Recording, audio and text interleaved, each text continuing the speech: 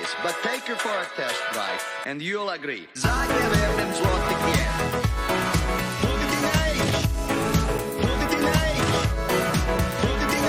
Zagreb FM złotych jen. Take her for a test drive, and you'll agree. Zagreb FM złotych jen.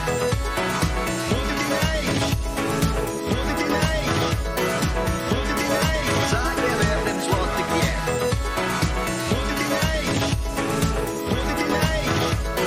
And you'll agree.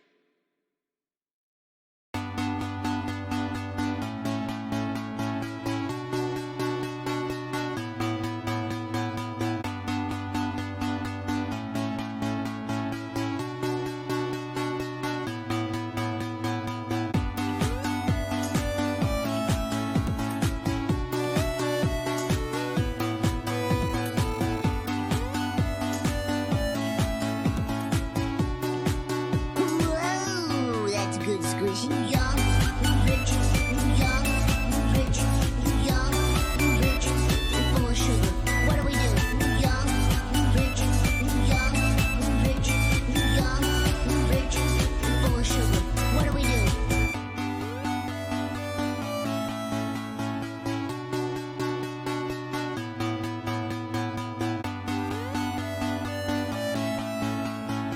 My head. Oh, I don't remember anything.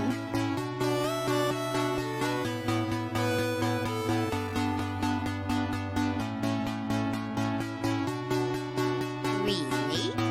Not even. Young, rich, young, rich, young, rich, full of sugar. What do we do? Young, rich, young, rich, young, rich, young, rich, young, rich, young, rich, young, rich, full of sugar. What do we do? Young, rich, young, rich, young, rich, full of sugar. What do we do? Young, rich, full of sugar. What do we do? Young, rich, full of sugar. What do we do?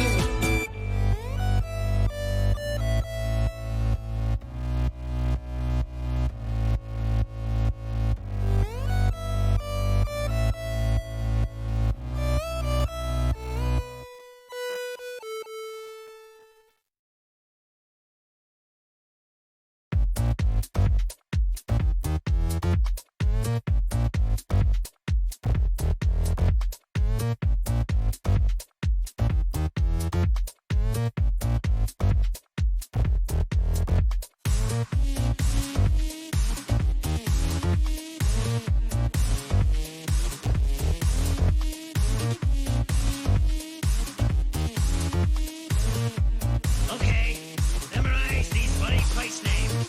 Cucamonga, Seattle. Cucamonga, Cucamonga, Seattle. Cucamonga. Stop it, you're killing me.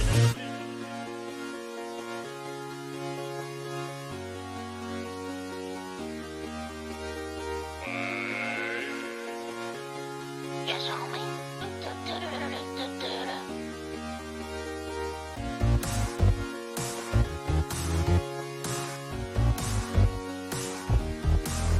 Oh my God, it's stealing all the burgers.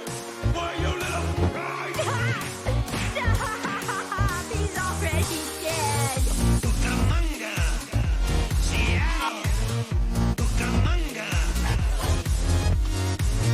Cucamonga, Seattle. Cucamonga. Stop it, you're killing me. Cucamonga, Seattle. Cucamonga. Cucamonga, Seattle. Cucamonga. Stop it, you're killing me. Seattle.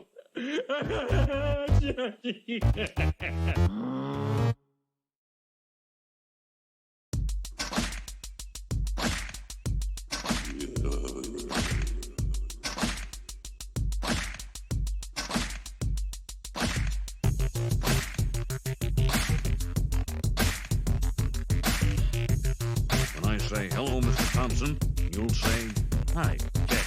Hello, Mr. Thompson. Hello, Mr. Thompson. Let's just practice a bit, huh? Hello, Mr. Thompson. Hello, Mr. Thompson. Remember now, your name is Homer Thompson. Oh, now, when I say hello, Mr. Thompson, and press down on your foot, you smile and nod. No problem. Hello, Mr. Thompson. I think he's talking to you. Hello, Mr. Thompson. Hello, Mr. Thompson. Remember now, your name is Homer Thompson. I got hello, Mr. Thompson. Hello, Mr. Thompson. I think he's talking to you. Hello, Mr. Thompson. Hello, Mr. Thompson. Remember now, your name is Homer Thompson. I got hello, Mr. Thompson. Hello, Mr. Thompson. I think he's talking to you.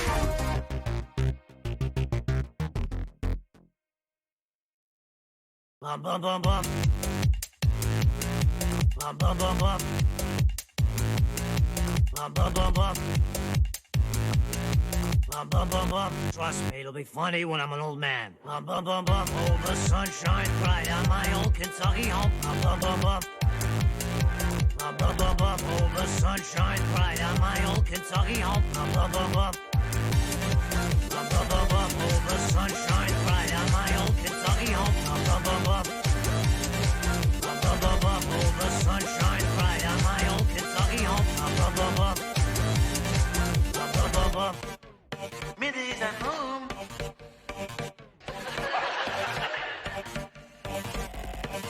What? Already? Yeah. What? Already? What? Already? Yeah. What? Already? What? Already? Yeah. What? Already? What? Already? What? Already? What? Already? Bum bum bum bum. Oh, the sunshine bright on my old Kentucky home. Bum bum bum bum. Bum bum bum bum. Oh, the sunshine bright on my old Kentucky home. Bum bum bum bum. Bum bum bum bum. Oh, the sunshine bright on my old Kentucky home. Bum bum bum bum. Bum bum bum bum. Oh, the sunshine bright on my old Kentucky home. Bum bum bum bum. Bum bum bum bum. Delightfully devilish, Seymour.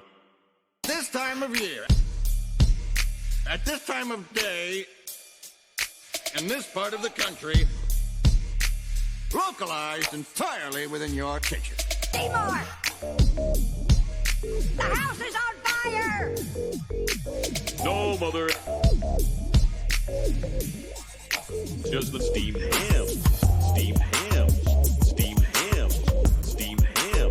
That's what I call hamburger. Steamed ham. Steamed ham. Steamed ham. Oh, family recipe. That's it? Oh no. Oh no. That's it? I thought we were having Aurora Borealis. Seymour! Seymour! The house is on fire! Seymour! Help! Help! Good Lord, what is happening in there?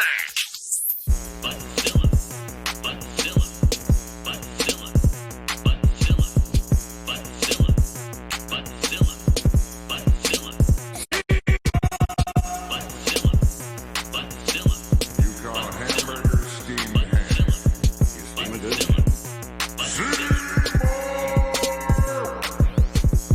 Steamed ham. Steamed ham. Steamed ham. That's what I call hamburger.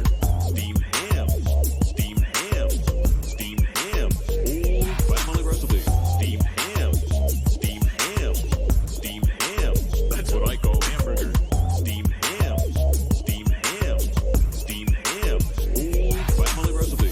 Well, Seymour, you are an odd fellow, but I must say, they are obviously grilled.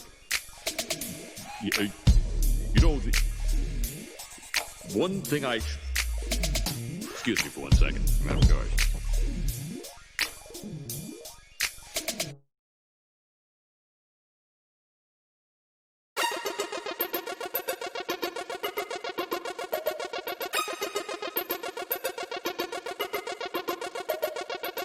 All right, here's the 411, folks.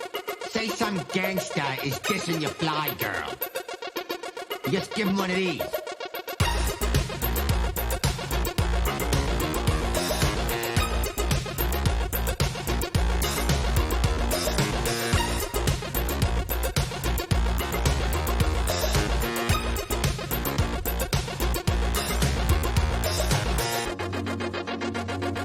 Kissing your fly girl.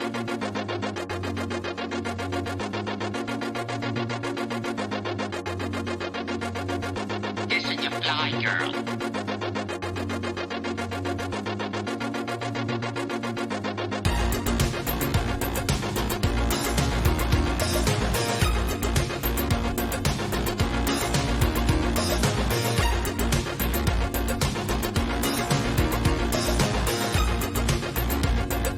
Kissing your fly girl.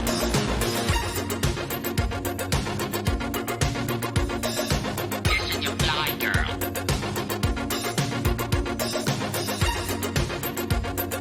Kissing your fly girl.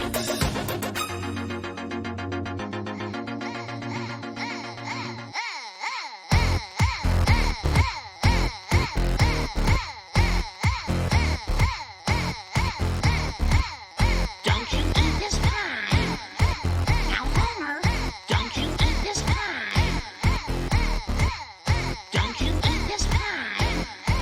Now, Homer, don't you eat this pie? Now, Homer, don't you eat this pie?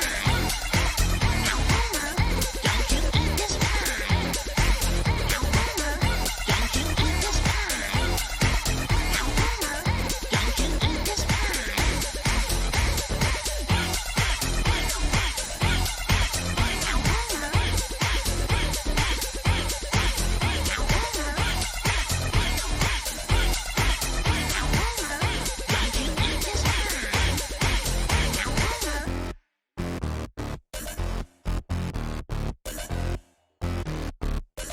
All right, Ty, I'm just gonna do this. And if you get eaten, it's your own fault.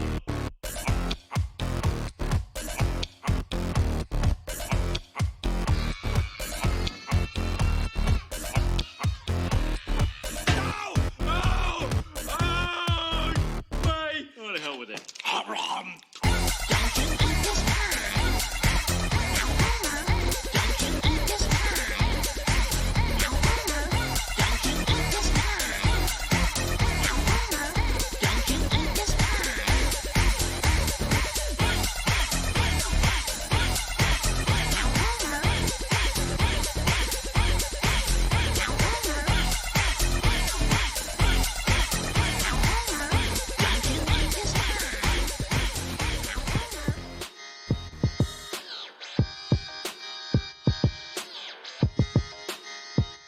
Well, if it isn't my old friend, Mr. McGray. With a leg for an arm and an arm for a leg.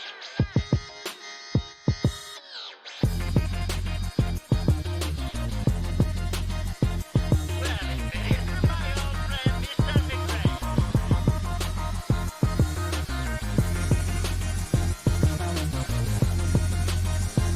Well, if it isn't my old friend, Mr. McGray. With a leg for an arm and an arm for a leg. Seriously, baby. Seriously, baby. Seriously, baby. Seriously, baby. I can prescribe anything I want. Seriously, baby. Seriously, baby. I can prescribe anything I want. Seriously, baby. Seriously, baby. No, seriously, baby. Do that something. Seriously, baby. Seriously, baby. Do that something. Seriously, baby. I can prescribe anything I want. Seriously, baby. Do that ready. Seriously, baby. I can prescribe anything I want. Seriously, baby. Do my wristwatch. Seriously, baby. Uh-oh.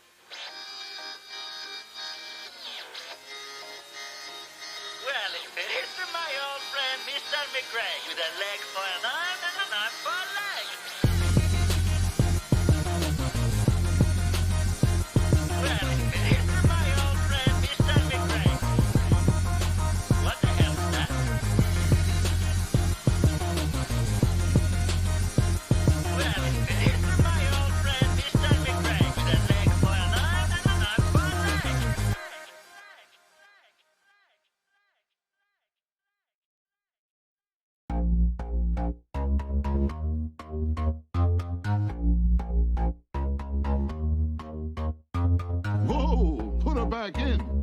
not done yet.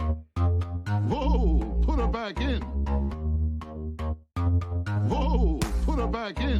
She's not done yet. Whoa. Whoa, put her back in. She's not done yet. Whoa, put her back in. Whoa, put her back in. She's not done yet. Whoa, yeah. You're all right. You're all right. Don't worry about it. You're all right. You're all right. You too, Chuckles. You're all right. You're all right. Don't worry about it. You're all right. You're all right. You're all right. You're all right. Don't worry about it. You're all right. You're all right. Oh, this is some party. You're all right. You're all right. Don't worry about it. You're all right. If it gets any livelier, a funeral's gonna break out. Whoa, put her back in. She's not done yet. Whoa, put her back in. Whoa, put her back in. She's not done yet. Whoa, yeah. Whoa, put her back in. Whoa, put her back in. Whoa, put her back in. She's not done yet. Whoa, yeah. You don't like it? Call a cop.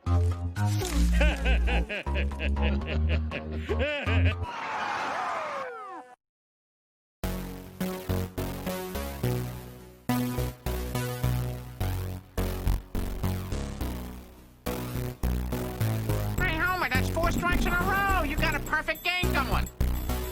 Miss! Miss! Sorry, I was calling the waitress.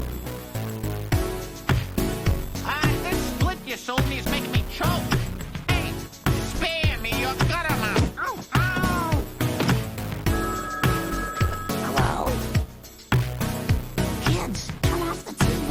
I have some bad news about Lenny. Not Lenny!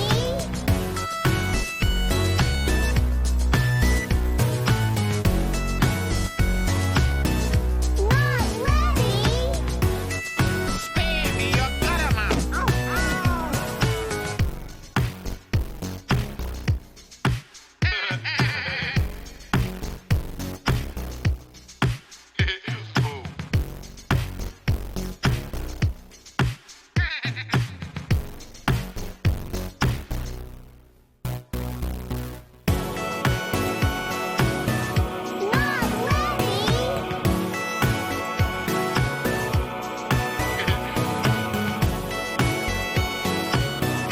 Not Lenny!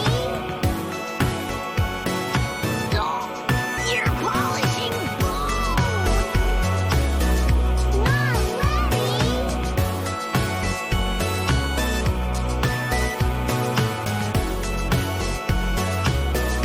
Not Lenny!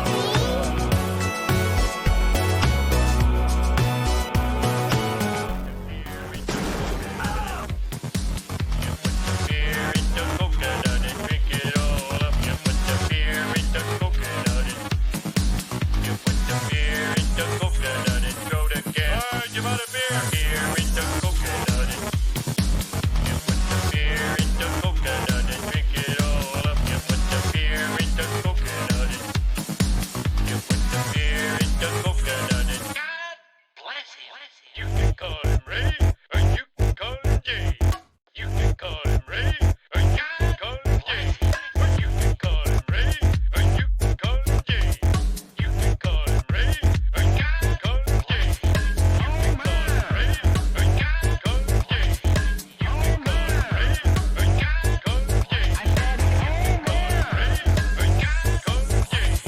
You can call him Ray, or God bless you. Put the beer in the coconut and you put the beer in the coconut and drink it all up. You put the beer in the coconut and you put the beer in the coconut and throw the can away. The can away. Beer in the coconut and you put the beer in the coconut and drink it all up. You put the beer in the coconut and you put the beer in the coconut and God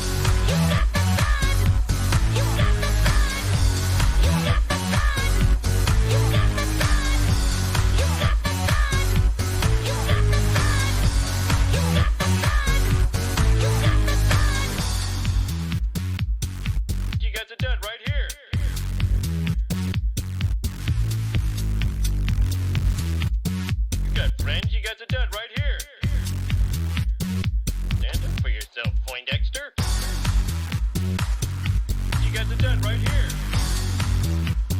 Good friend, you got the dud right here. You got the dud right here. You got the dud right here. You got the dud! You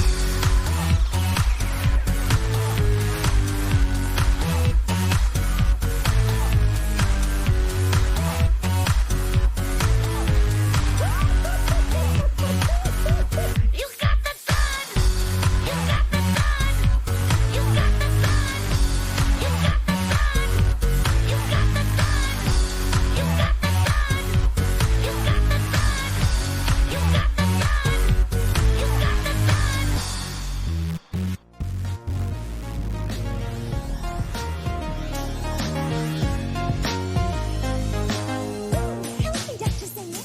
Dr. Zayas, Dr. Zayas. Dr. Zayas, Dr. Zayas. Dr. Zayas, Dr. Zayas. Oh, Dr. Zayas. Dr. Zayas, Dr. Zayas. What's wrong with me?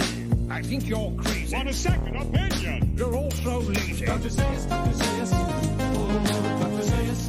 Dr. Zayas, Dr. Zayas. Can I play the piano anymore? Of course you can. Well, I couldn't before.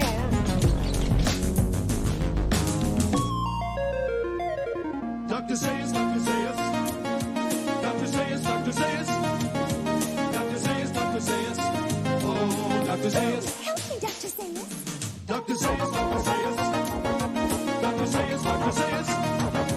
Dr. Zayas, Dr. Zayas. Oh, Get your Dr. paws Zayas. off me, you dirty ape. Dr. Zayas, Dr. Zayas. Dr. Zayas, Dr. Zayas. Dr. Zayas.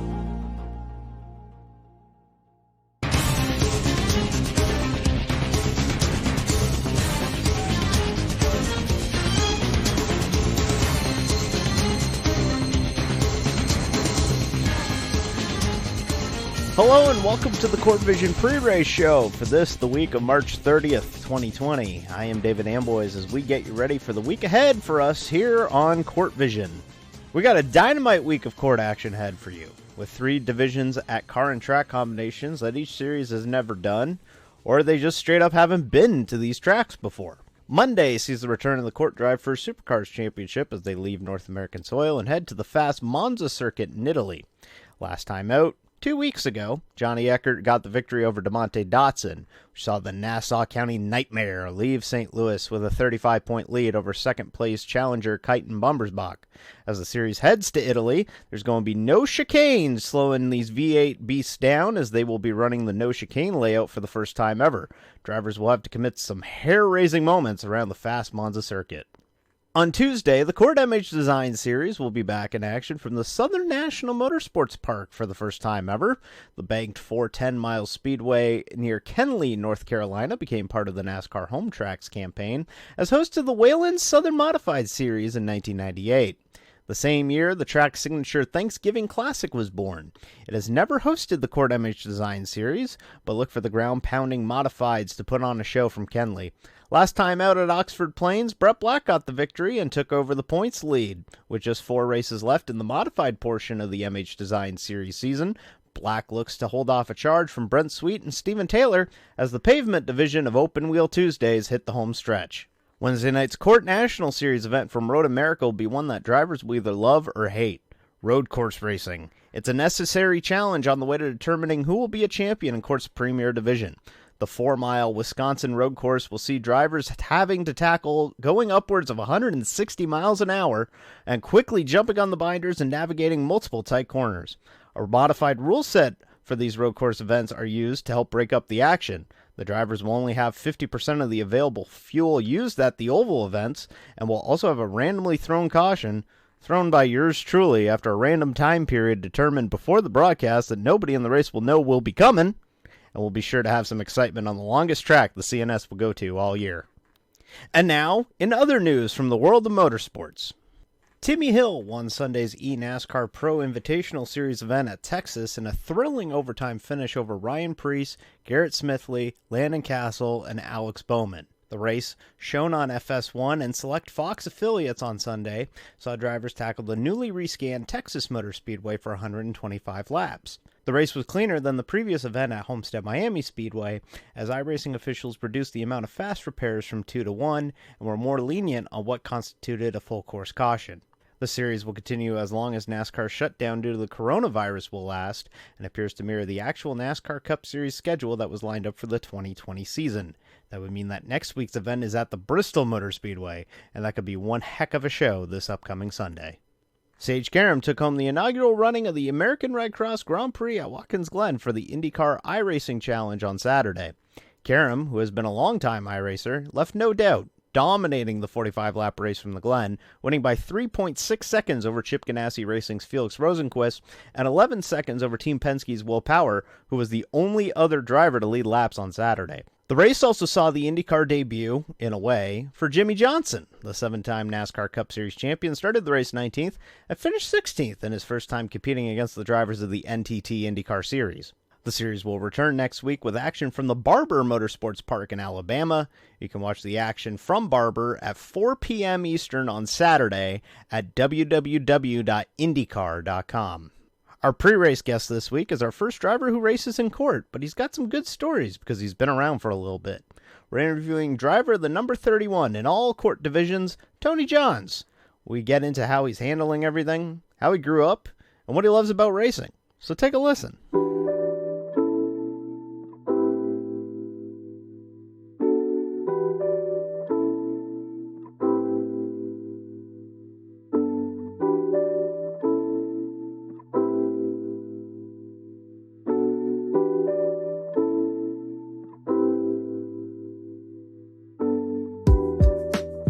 All right, welcome back to CORT Vision as we get ready with our pre-race show for this week's events in the Championship Online Racing Teams. This week's guest is our first driver from the Championship Online Racing Teams, but he's got a lot to add otherwise. Tony Johns. Tony, thanks for coming on the program. Glad to be here. Yeah, Tony, longtime CORT member, and like I mentioned just now, you're the first guest of our pre-race show who actually races in CORT. What drew you to race here in CORT in the first place? You know, it's interesting. I think I was interacting with a lot of you on Twitter at one point, and trying to remember, it might have been Steve Luvender, might have been our friend Jim, who just all of a sudden one day said, "You ought to race with us." And I thought to myself, you know, I might as well. It had been a while since I'd done any league racing, and sounded like fun, and I still had my iRacing subscription act, so I decided to part, and I just had so much fun that I decided not to quit. That's pretty good, considering, you know, there's a lot of times where it seems like you feel like you want to quit, but you keep coming back. So there must be doing something crazy. Now, you're originally from Indiana, right? Am I right? Born in Indianapolis, yes. So I spent most of my early life in Indiana. Moved to Arizona in 1978, and that's where I've been on and off pretty much since then, with a couple of interruptions sprinkled in there. Yeah, so with being from Indianapolis originally, why don't you tell us a little bit about what attracted you to racing in the first place? Well, that's a question.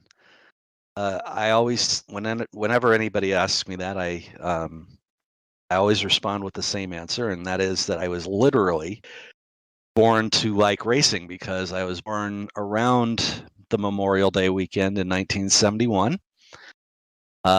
Just on the street from the Indianapolis Motor Speedway at Methodist Hospital. And the event that I grew up in for the first couple of years was very close to Speedway. So it was basically since I was born that I was into the Indianapolis 500. It was a family tradition for as long as I can remember. So there was that. And then, like most kids of my generation, I would end up catching the occasional NASCAR race, mostly the Daytona 500. So I have have some fuzzy memories of like the 1976 Daytona 500, very famous for the finish between Richard Petty and Pearson, and obviously the 79 500, which pretty much everybody saw because of the weather. I didn't really get into NASCAR though until the early 90s, 1992, I think.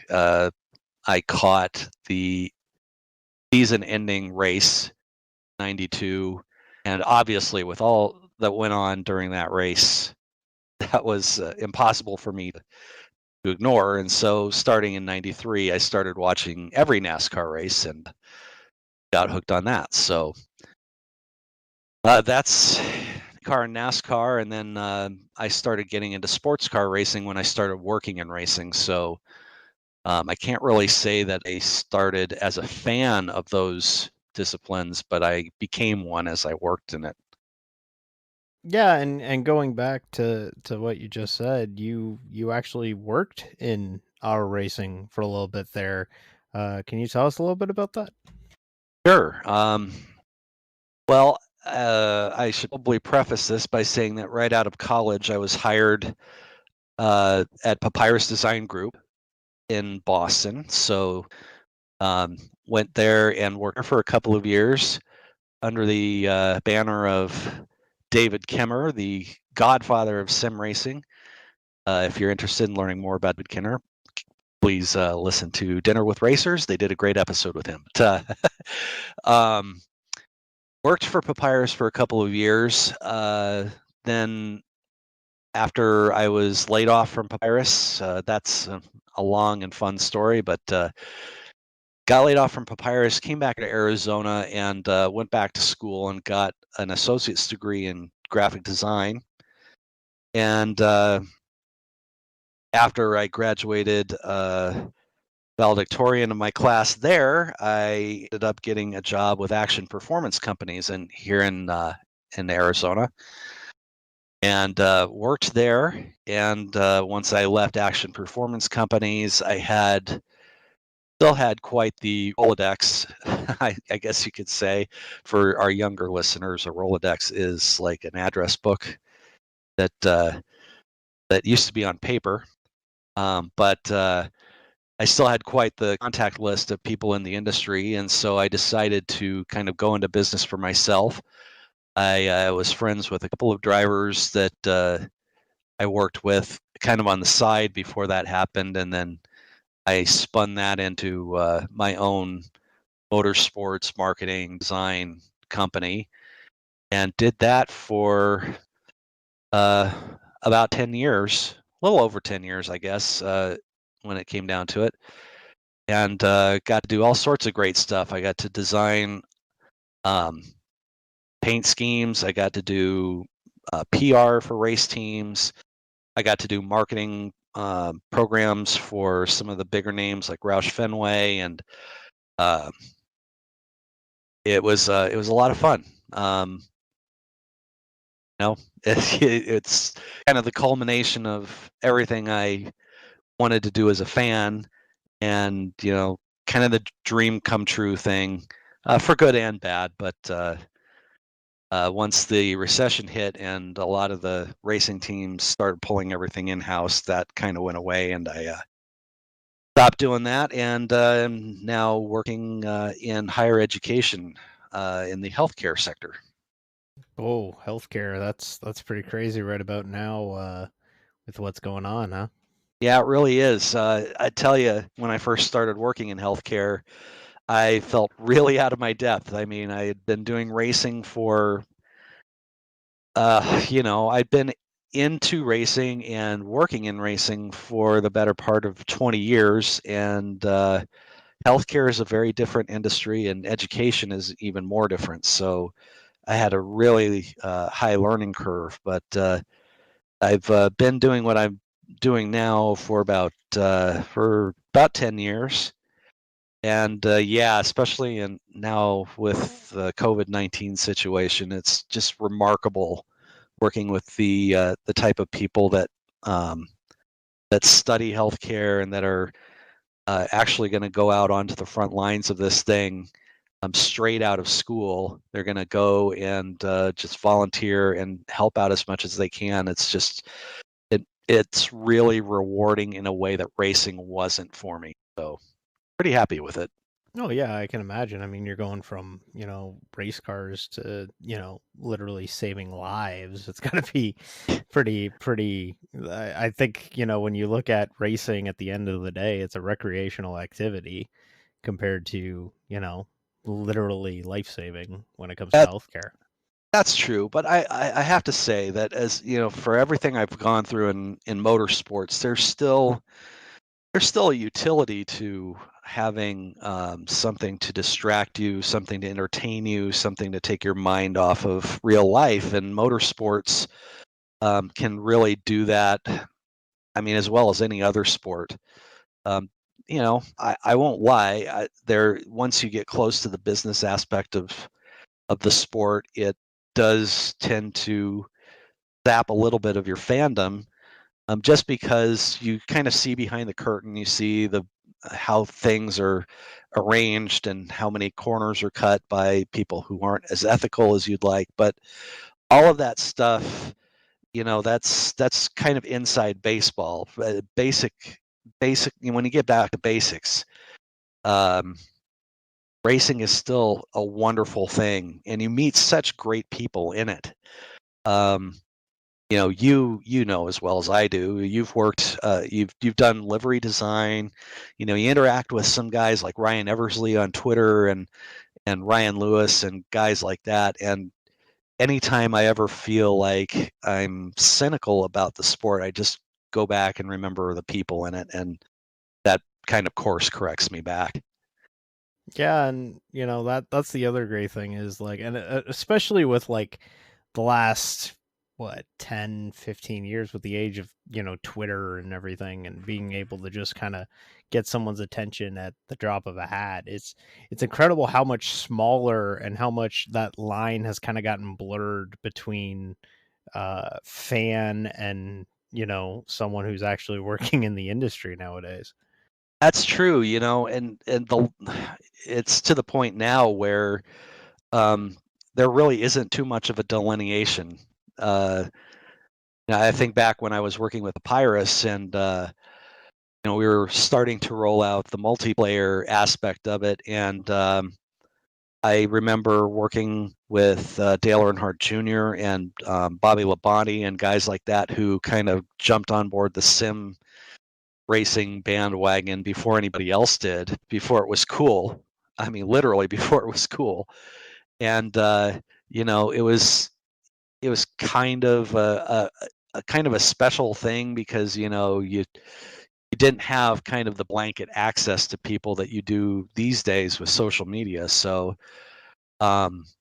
watching that develop from kind of, I don't know if I would say like an inner circle, but you kind of felt like you had a special status if you were interacting with drivers on that level, to today, when you can just go out and tweet at a driver or get a cameo from them or something like that.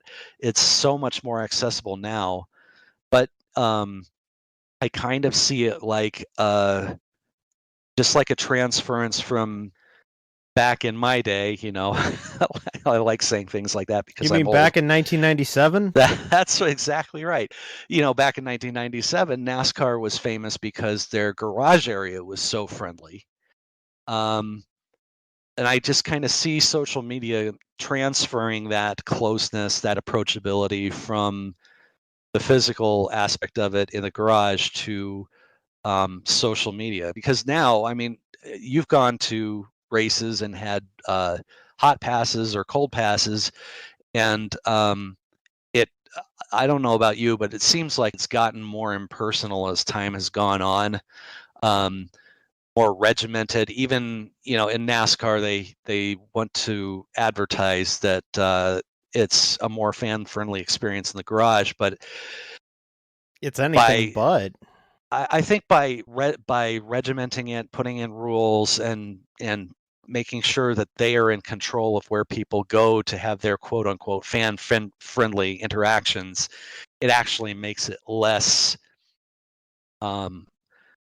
personal. I think back when I first started going to races, especially when I was credentialed, it was far less regimented, and people were able to approach their heroes right in the garage area if they weren't out on the track or they weren't busy doing something technical. You'd be able to walk up to Bobby Labonte at his hauler, or talk to Rusty Wallace or somebody like that if they're standing around a stack of tires by the hauler. And nowadays it's you're kind of behind a window, and you're within a couple of inches of the guys fixing the cars in the garage, but you're still separated. So I think social media, for all of its social media is not a extremely family friendly place. There's a lot of negative to it, but the positive of it is that you get to have that direct interaction again that you used to have back in the day, and that's one of the reasons why I stick around on it. Yeah, and going back to the access thing, there are tracks that you go to where it's difficult to get a hold of, or to like be able to see the cars in the garage area or anything. Like I go to Watkins Glen for the Cup race every year, hopefully this year.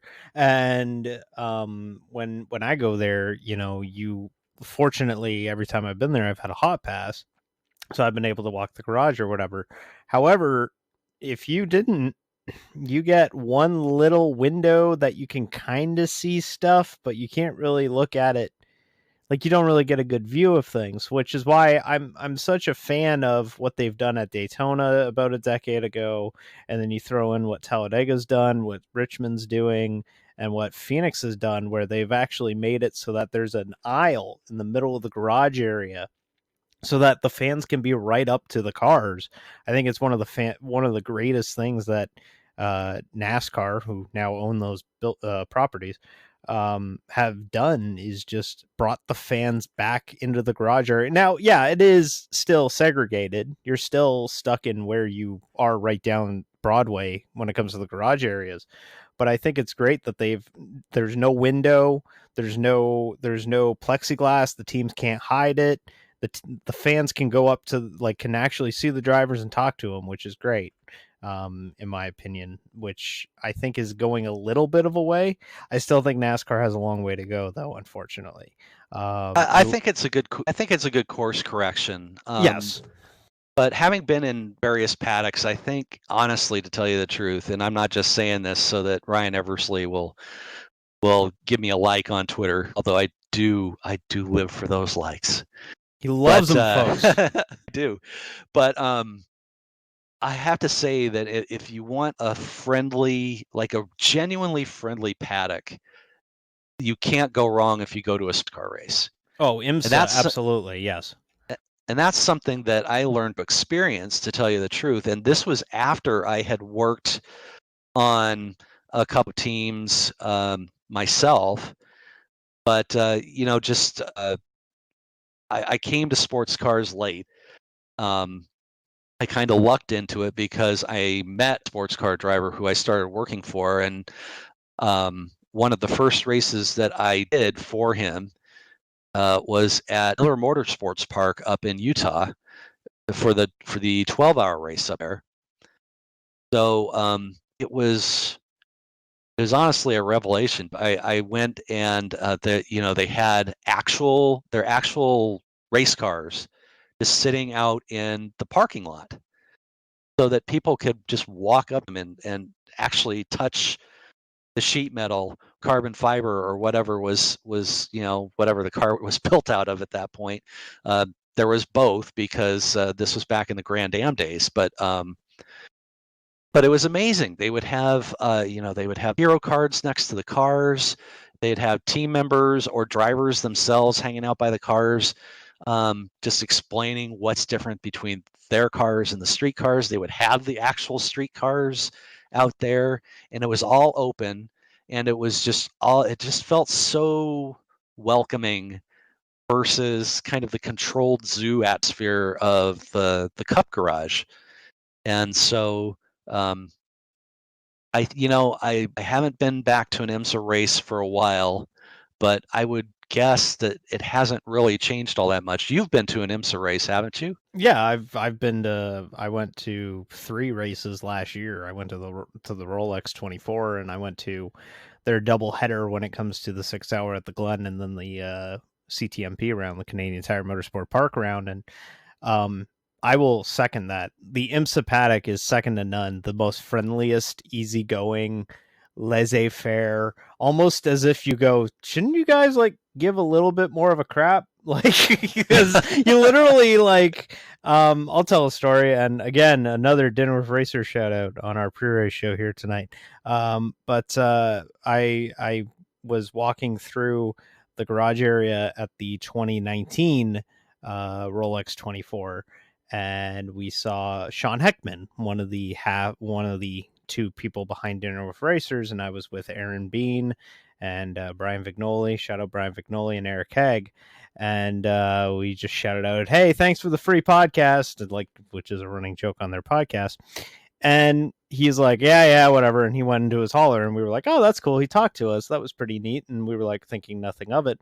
And then he came back and shot the breeze with us for another 25 minutes. And we were like, shouldn't you be like doing stuff like right now? Like you really should probably be like doing something. But it was great. He shot the breeze with us. But yeah, the IMSA paddock, second to none. Like I haven't been able to go through the IndyCar paddock. We do have some people who work in the IndyCar paddock, and I do hear that it's pretty good, but I have not been able to hear much, or I haven't been able to see it firsthand. But it really is, IMSA is just second to none when it comes to access.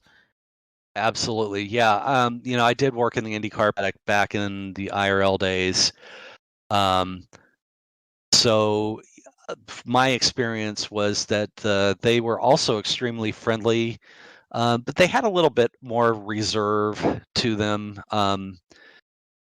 especially back when I was doing it. There were several drivers who felt like they were. It seemed like that they felt like they were a little bigger time than the circumstances dictated. I guess that's probably the kindest way to say it. I will say this: Roger Penske lays out a great spread for his catering, for his race teams. I snuck into more than one of those catering lines, but yeah, I mean, for me, it all comes down to genuine interaction. And to kind of bring this full circle, that's one of the reasons why I stuck with CORT, is that I'm very selective these days. I've been doing sim racing for 30 years now.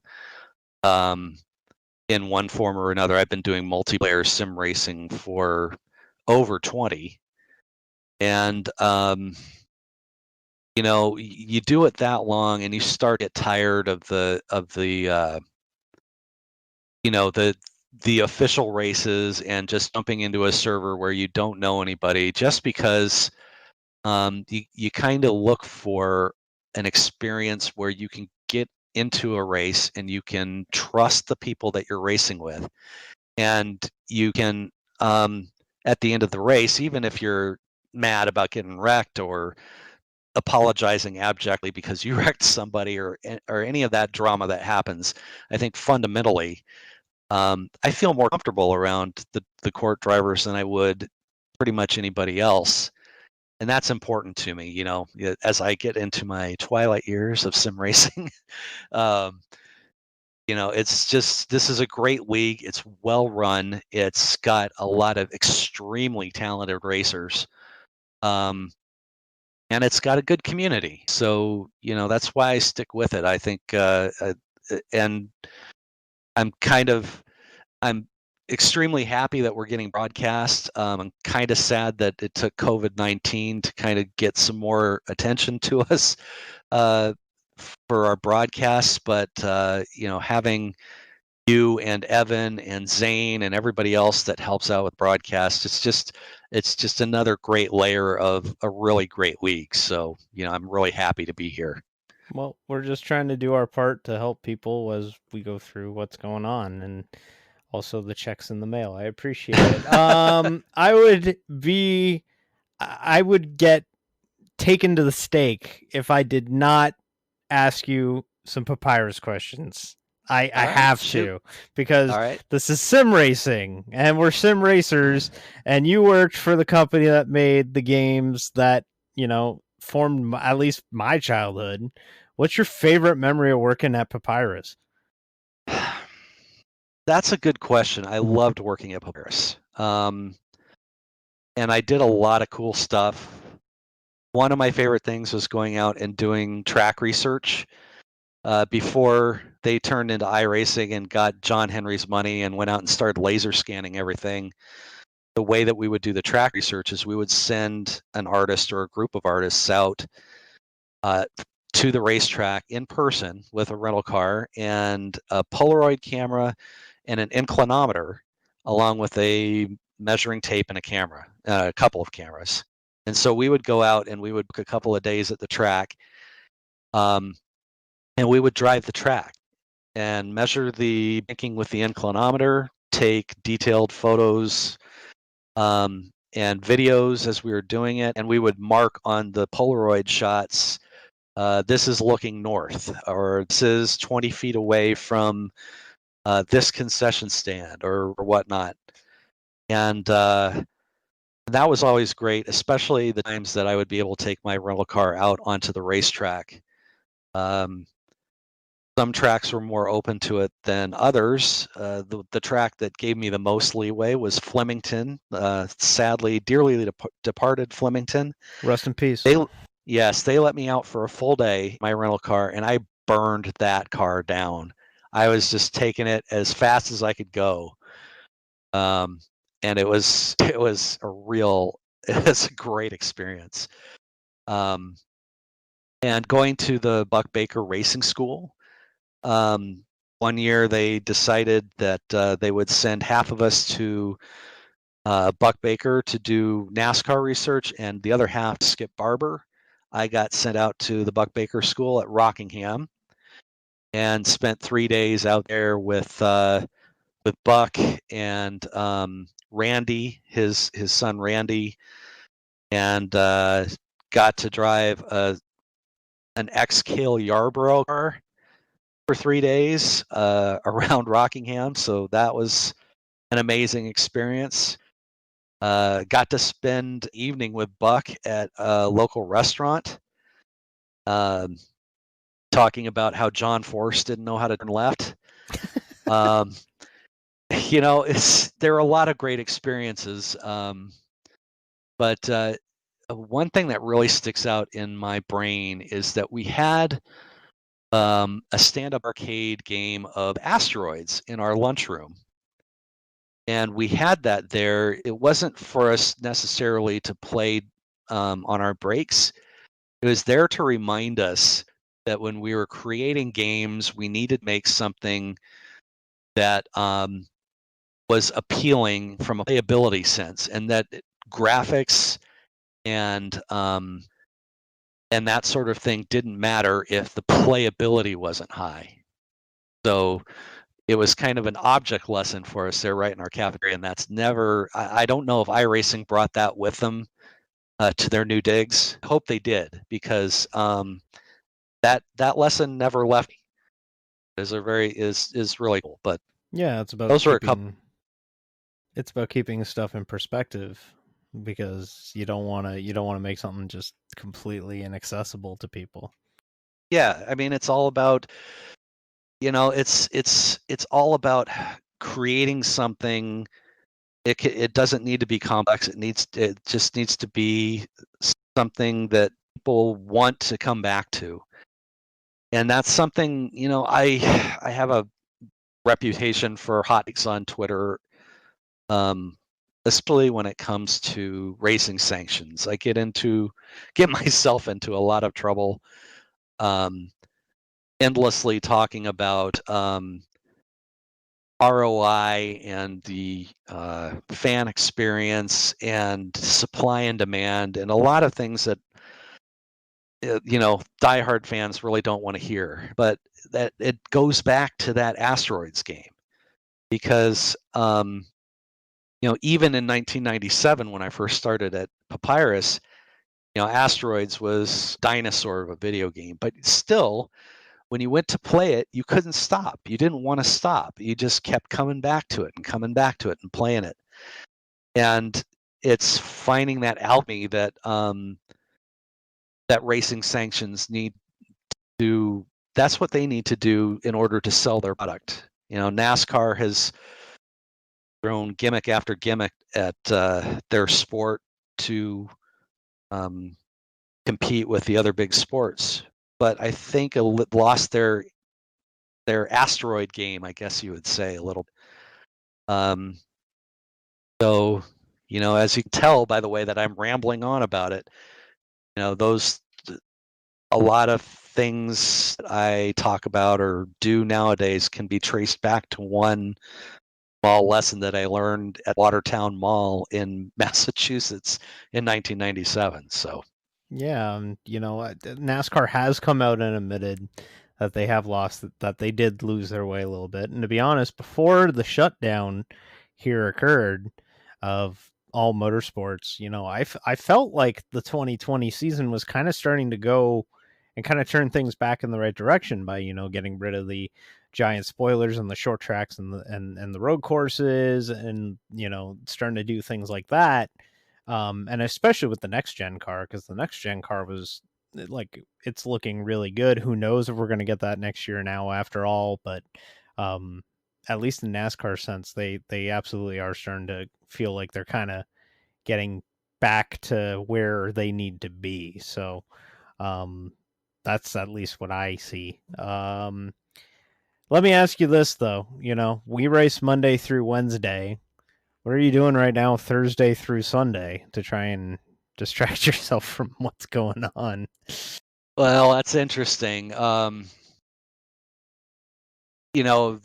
new WR online series is coming out on Thursdays. I'm still trying to decide whether or not to do it. I love the Dinner with Racers guys, and I have a lot of fun racing with them online. But 3 straight days of races is challenging, and I think in terms of sim racing, that's my priority right now. I'm not 100% behind the curve in the point standings in any of the three series that I'm racing in for CORT. So, it's kind of a mix these days with working from home. Both myself and my wife, we both from home. My kids are. I have two kids that are home, one of whom their high school was shut down. I had one kid come home from college because the college shut down and went to online only. And so what we've decided to do is we've decided to have kind of a family Olympics. Oh, that's great. On the nights that I don't race. And so what we've done is we've gone through and we've picked a bunch of games. We've got card games, board games. We still have a Wii, and so we do that's fine. Wii Sports. So we pick one game per night, and we keep track of who wins the game that night. And we went and cut out some fabric, made little national flags for ourselves, and picked a random song to be our individual national anthem. I picked Cowtown by They Might Be Giants. And that's that's kind of how we're passing the time at night. So that's been fun, but I think like everybody else, we're getting a little bit of cabin fever. So yeah, but you know what? That's great. You get to reconnect with your family. Get to spend some time with with your daughters, and that's pretty great. Yeah, it is. It is really good. I don't know if I think I'm probably getting more out of it than my kids are. Having their dad hanging around all the time is kind of a new experience. They haven't had that very much in their lives, but it is good to be with my my wife and kids a little more often. I just wish the circumstances were a little different. Last question for you, softball for you here as we wrap this up. It's a pretty basic vanilla question, but it's one that I like to ask a lot. What's your favorite car track combo on the service right now? Oh, see, this is the one that stumps me because I have to tell you one of the reasons why I stick with iRacing beyond CORT is the fact that we have so many great laser scan tracks, and we have so many interesting different types of cars. That is a really fantastic option. I'd have to say my favorite car overall has been the Porsche GT3. I kind of got into GT racing late, as I said before, but I love driving the road courses in the GT cars. But which track? That's a great question. I would have to say, maybe, without having time to think it over, I would have to say that the GT3 cars at Bathurst might be my favorite combination. And this is from somebody that spent so many years racing at Indianapolis Motor Speedway in the Indy cars because of how I grew up. Just lately driving the GT cars at Bathurst has been it's such a great challenge with all those blind corners on it, and the GT3 cars with their driver aids and everything like that just let you just fling the car through some really scary bits of that track. And the supercars, you can't. I mean, it's the supercars. I love the supercars at Bathurst because they feel a little out of control, and you kind of feel like a cowboy slinging them through there. But just for pure speed and really getting 10/10 out of the car, I just don't think you could beat the GT cars. Tony, thank you very much for your time, man. It's been much appreciated, and you get the designation of being the first CORT driver on the CORT Vision pre-race show, so that's pretty awesome. Well, that is awesome. That's a great honor. I appreciate it, and I just wanted to say again, thank you to you and to Aaron and Kyle and Husby and Brett Black and Evan and Zane and everybody else that gets CORT out there every week and on the track and on the broadcast. And I'm proud to be a member of CORT.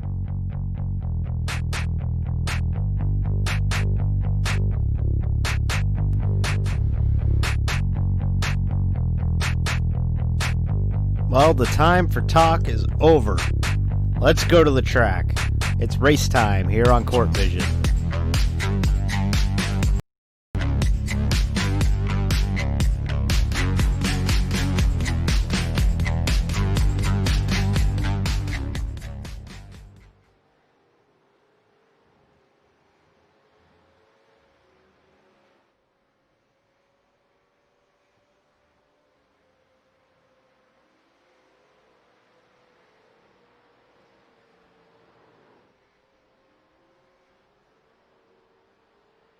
I'm doing really good, Dave. Thanks for having me.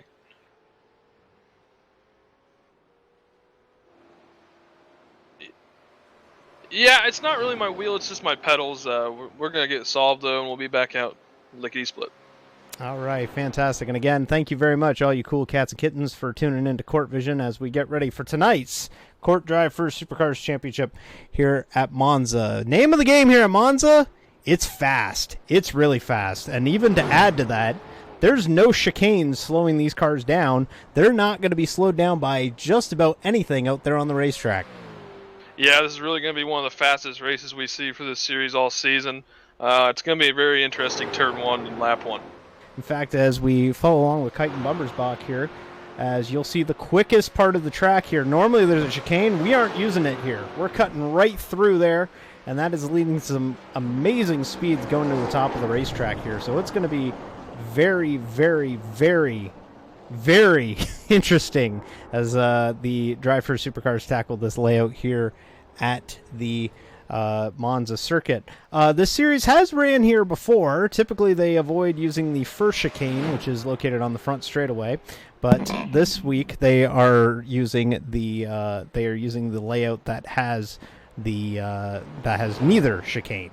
So it will not use the front stretch chicane nor the chicane further back into the Circuit. I believe we have the third member of our team here tonight, and that is Chris Burke, who will be joining us shortly. And in fact, he's with us now. Chris, Supercars here at beautiful Monza Circuit.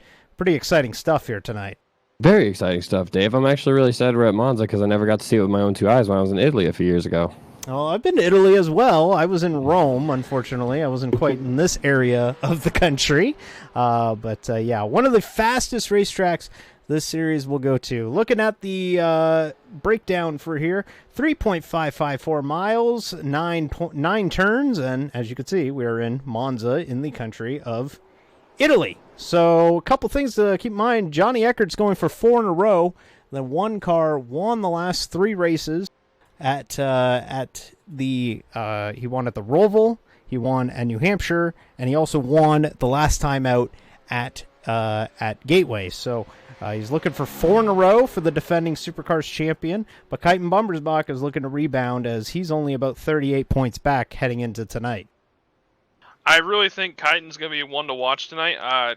These past couple races, he's been really fast. He just hasn't had the good stretch of luck that he really needed. But tonight he's looking fast, and I think we're going to have to look out for him. Kite's a very strong driver, Dave and Mitchell. He has shown his talent and his growth in the past year or so, for sure, as a driver across multiple different series and multiple cars.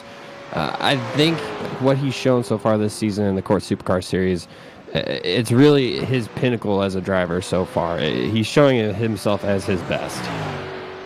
Yeah, another guy we're going to have to look out for tonight is Chad Holmes. Another fast guy, but again, the consistency hasn't been there for him all season. Just, Eckert's been really consistent and fast. Chad's been fast, but he just hasn't had the finishes to come up with it.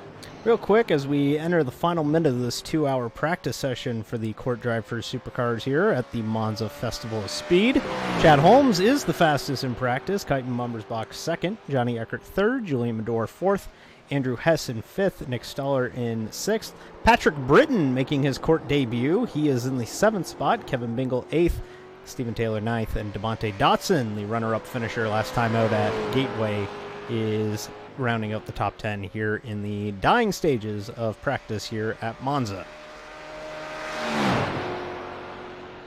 Some exciting stuff here. This series begins its stretch of flyaway races. They will begin to traverse the globe as best as they can right now. Next week, this series heads to the Tsukuba circuit in Japan, and that will be a night-to-day race, kind of a different take on the transition races, so that will be a lot of fun. That is the Rising Sun 150 next Monday night here on CORT Vision. As we get ready for qualifying, when we take a look and see if we can follow along with the current points leader, Johnny Eckert, when he gets out there to make his lap. It's going to be really interesting to see how he handles qualifying. Different track conditions than what he practiced in, but I think he can handle it. It appears as if Eckert is going to take his time going out, so we will follow along with Kyten Bummersbach here in the 37 as he heads out on track. Kyten, another one that is just going to be up front all night. He's had a really good start to the season, hasn't had the finishes lately, kind of got beaten on pit strategy 2 weeks ago at the Gateway International Raceway. Trying to remember names. It's tough to remember and talk at the same time. So Kyten is now currently out on the track as we follow along with his Holden Commodore. As I try and figure out what camera points forward. There we go. In fact, we got a whole set of new cameras here on CORT Vision. Shout out Aaron Bean for making a great set of cameras for us here on the broadcast. As if you're new to the DriveFirst Supercars, we got kind of a different format here. We have a format that will require 2 heat races to set the field. The finishing results of those heat races set up the field in reverse order for the 25-lap feature later on tonight. Another driver out there as we talk is Tony Johns, our pre-race interview. Yeah, Tony Johns, who we just heard here on the pre-race show, obviously taped, not quite live. That's the magic of television for you there as Johns comes out of 4. I believe he's come to start his timed lap. I believe they only get one qualifying lap here at Monza tonight. Yeah, that's been a constant over the whole season. That's one of the toughest things about qualifying in the series. You only get one lap, so if you screw up, sayonara. You know, you're going to be in the back. So let's ride along and just show you how fast this track is. As they enter the Parabolica, or not Parabolica, but Curva Grande here at Monza, they're almost at 180 miles an hour, and then here comes the real pucker moment here, heading towards the chicane. They're going to quickly get off the brake and just hang on for dear life, and that is not exactly a spot of the track that is rode upon very often. Formula One doesn't use it. WEC, when they test here, doesn't use it. Nobody really uses it, but a lot of undulation on the suspension through that section of the track. And that's going to be a section of the track where we really see lap time change. You know, that's where, you know, the people that are going to have the faster lap times are going to go all out through there. The people that are going to go a little bit slower are going to, you know, they're going to ease their way through there. It's going to be a real challenging section of the track. The rest of the track, traditionally what you see at Monza, whenever you see Formula One come here, the left-right-left complex here. Don't want to get too much curb, use all the runoff here as they head towards Parabolica. A very difficult corner, this Parabolica corner. You think you can carry a lot more than you actually can. Yeah, you don't want to run too wide, or else you'll end up risking yourself and hitting some curves that you really don't want to hit. John's third gear through this corner as we have made some adjustments to our graphics, giving you the gear that is being used by all these drivers here tonight. As they come off of 4 and head down, or off of 4, that's an oval freaking slip there, off of the final corner, 9, and he will be third on the board. Steven Taylor's fastest right now, as let's see if Eckert is going out. In fact, he is. So Chad Holmes now takes the top spot by 5/10. Wow. Yeah, just Chad Holmes didn't come to play around tonight. He brought his A game here to Italy, and he is currently on top of the board by almost half a second. But the current points leader in the CORT DriveFirst Supercars Championship, Johnny Eckert, out on track right now. Johnny gets a little sideways to Scari there. It's going to affect his lap time. Oh, he's still sideways. Big catch by Eckert there out of the turn 8. And now as he heads towards turn 9, big catch there as now he heads towards Parabolica. He's really going to have to get a lot through this corner if he's going to try to get the pole here. Not sure how he's trending. Decent actually, exit you know what? through the corner. I believe this is his out lap, actually, because he was a little delayed. So let's see here. Will this be his out lap or his time lap? If it was his time lap, a little slow at the beginning. No, this is his out lap. So Eckert I don't think he's going to have enough time. No, he will, because when the clock hits 0, anybody who starts a lap before the clock hits 0 is permitted to finish that lap. So Eckert will get a lap in here on qualifying. Oh, and he's wide! He goes off the track. Wow! The defending champion and points leader runs wide through Curva Grande. And that will put an end to qualifying as we get ready for heat race number 1. Why don't you guys go through the grid here for heat race number 1? Starting first for heat race number 1 is Chad Holmes, followed by Kyton Bommersbach. Third is Julian Medor. Fourth, Kevin Bingle. Fifth, Drew Glover. Sixth, DeMonte Dotson. Seventh, Eric Height. Eighth, Davis Warren. Ninth, Johnny Eckert. 10th, Alex Buffoli. 11th, Joseph Servone. And 12th, Travis Ellington. 13th, Roger Espinoza. 14th, Dylan Gooden. And rounding out your top 15, Nate Saneker. Chris Burke, this is going to be pretty exciting here. Why don't you take us through what exactly these heat races are? Well, see, Dave, these heat races are a really good way to start an evening. We got 2 heat races this evening to set the field for the feature, and we will be taking all of our drivers, basically jumbling up after a 5-lap, 2 heats, 5 laps to set our 26-lap feature event for the night. So here we go, as the lights are now off atop the tower. Revs are going, and we wait for the lights, and they're green. We are go here with this 5-lap feature, or 5-lap heat race, I should say, heat number 1 here at Monza. A little slip up in the back of the field. It's Joseph Servone. He saves it. Good save. Good start by both the leaders, though. Yeah, Servone with a little bump up in the back there. That's the 29 car as they head into the first corner for the first lap. Ooh, Kite. Oh, tag! They saved it. Wow, jumbles up the middle of the pack, though. Oh, there's Johnny. Oh, no. Oh, big junk right there in the middle of the pack. Huge junk in the middle of the pack. It was as exactly they feared going through the first turn. Yeah, and they're of the still first lap. wrecking, as a matter of fact. That appears to be the 066. Or actually, no, my bad. That's the 08 of Alex Boffley. That's going to be the problem on these starts. If you wreck in that corner at the front of the field, there's just not going to be really anywhere to go for everyone behind him. Meanwhile, Kyten Bumbersbach has taken the lead and is running away with it. He has about a 1.3-second lead over the rest of the field as they head towards the left corners here at Monza. And a good start for Julian Medor. He kind of started a little bit farther back in the field, but he's already worked his way up to third. Oh, there's a spin coming out of Scaria. It's going to be Kevin Bingle. He saves it, though. Good save. Good save for Bingle. Hangs on to it. Travis Ellington going down his inside. Yep. And Roger Espinoza. So this is a good battle here. This is for about the 5th spot. Ellington with a really nice run. Espinoza really recovered well. A lot of good recoveries from that first lap, and this is a good way to kind of help your case if you want to have a good finish in this heat race. Oh, it looks like DeMonte Dotson has ran wide in the final corner and hit the wall. He's backing up now. I think he's going to get going on his way. So meanwhile, Bumbersbach leads by 1 second, and the battle's going to be for second here. Chad Holmes and Julian Medor as they come. Chad Holmes runs wide. Holmes runs wide. That's going to be very interesting as they head towards the shortcut. Medor will absolutely take it, and he will move into the second spot. Holmes will move back down to third. Medor's on a charge here. I'm going to be interested to see if he can catch the leader here. We ride on board with Medor at the moment in the Texaco Ford.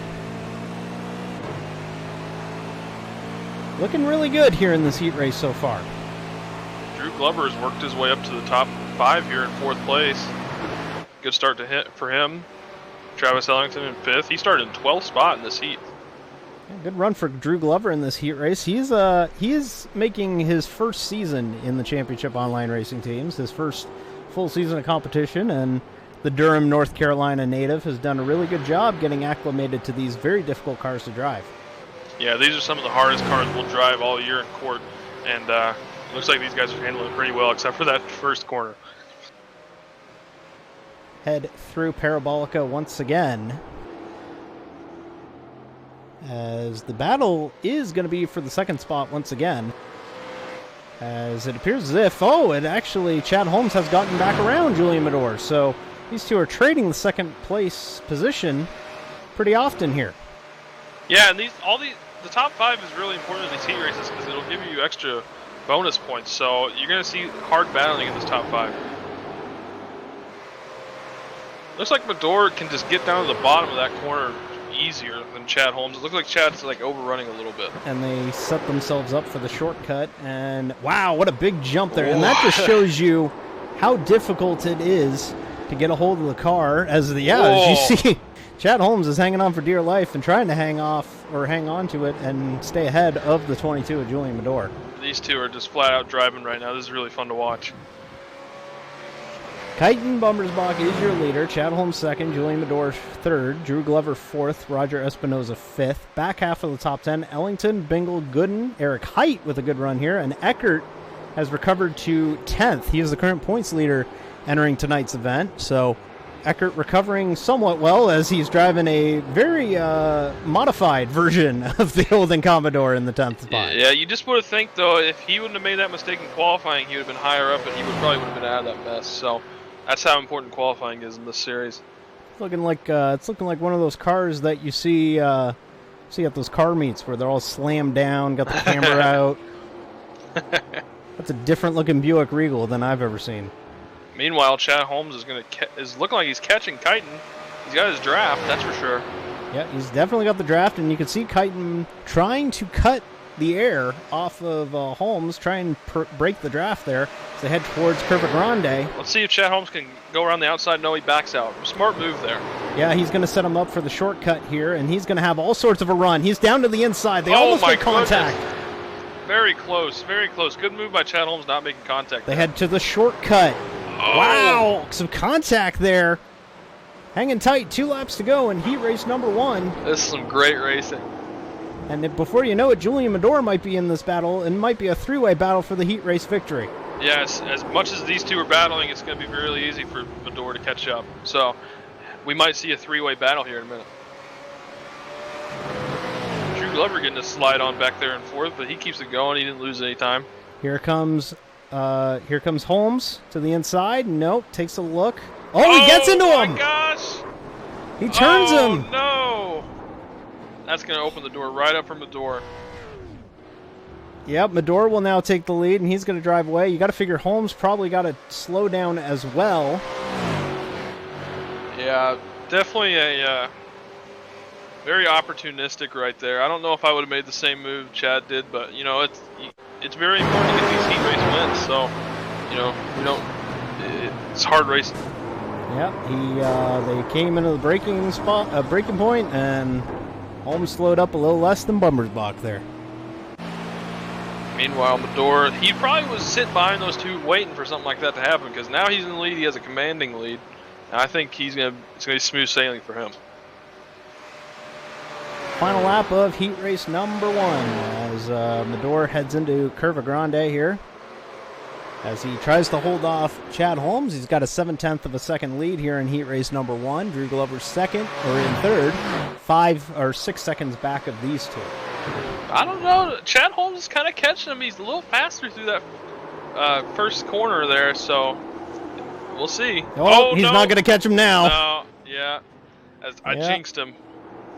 Got a little cooked on the right-hander, cooked it a little bit, and that's a little well done, as Chad Holmes will fall out of contention here. Medor, smooth sailing. All he's got to do is bring it back to the front stretch, and he's going to win the heat race number 1 here at Monza. Very exciting heat race. I can't wait for the second one. Good action all the way through here as we wrap things up. Medor has 1 corner to go. The Nova Scotian, who, by the way, in his day job is working in a grocery store. Think of him. Think of all the people working in grocery stores and pharmacies and all that. Give him a thought here as they deal with what we're dealing with as he goes through the final corner here.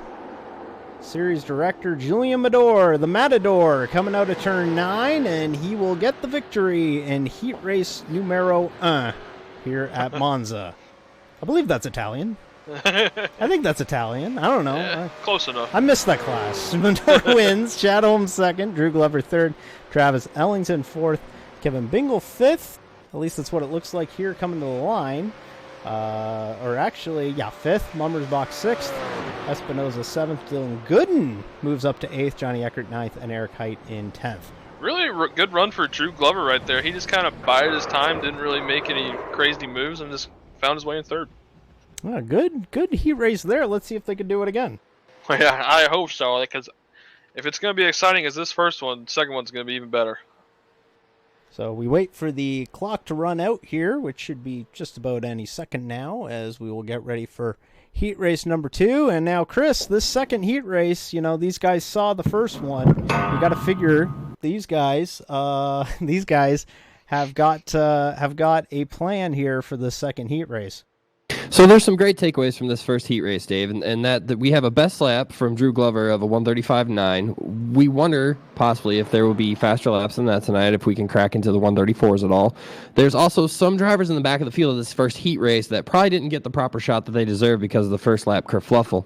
Nathaniel Staniker on the last lap put down the last 3 sectors of the lap were all purples, compared to Julian and I believe Kite put down sector 1 and 2 purples on the last lap. I think he's someone who possibly watched in the feature race, but I also think that this heat number 2 is going to be a little more cleaned up than the first heat.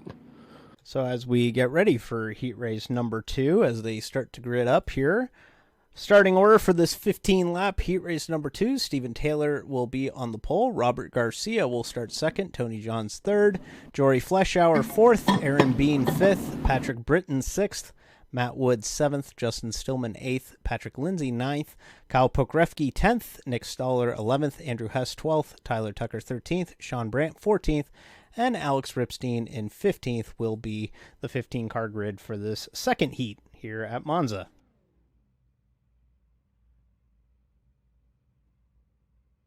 Got some new faces in the series today. Robert Garcia and Patrick Britton. So gonna be interesting to see if they can really impress on their first time out. Yeah, this is going to be pretty exciting. Patrick Britton is a longtime sim racing veteran and making his CORT debut. Don't know much about Robert Garcia, though, so we'll see if he can impress on his debut. Oh, and I forgot one, Sean Brandt, too. Yes, Sean Brandt, one half of Trading Paints, as the green lights are out, and we are underway here in heat race number 2. As Bad Taylor, start for Steven Taylor. And, Justin Stillman. Yes, Stillman seems to have a lagging start there in the Lysol machine as they head towards Curva Grande for the first time. Robert Garcia making a move. Garcia. He's here to make a statement. There's contact in the back. Aaron Bean goes around. Yeah, Aaron Bean will spin around. Oh, Stillman too. Oh, and that's Patrick Britton. What a shame. Oh, and Patrick Britton pile drives into Bean there after the spin. Patrick Britton and Stillman got together there. Oh, and Matt Wood has also crashed going into Tony Johns narrowly missed the tire barrier there. And we're wrecking again for second. Oh no, Nick Stoller's blown his motor. Oh, that's Robert Garcia. What happened?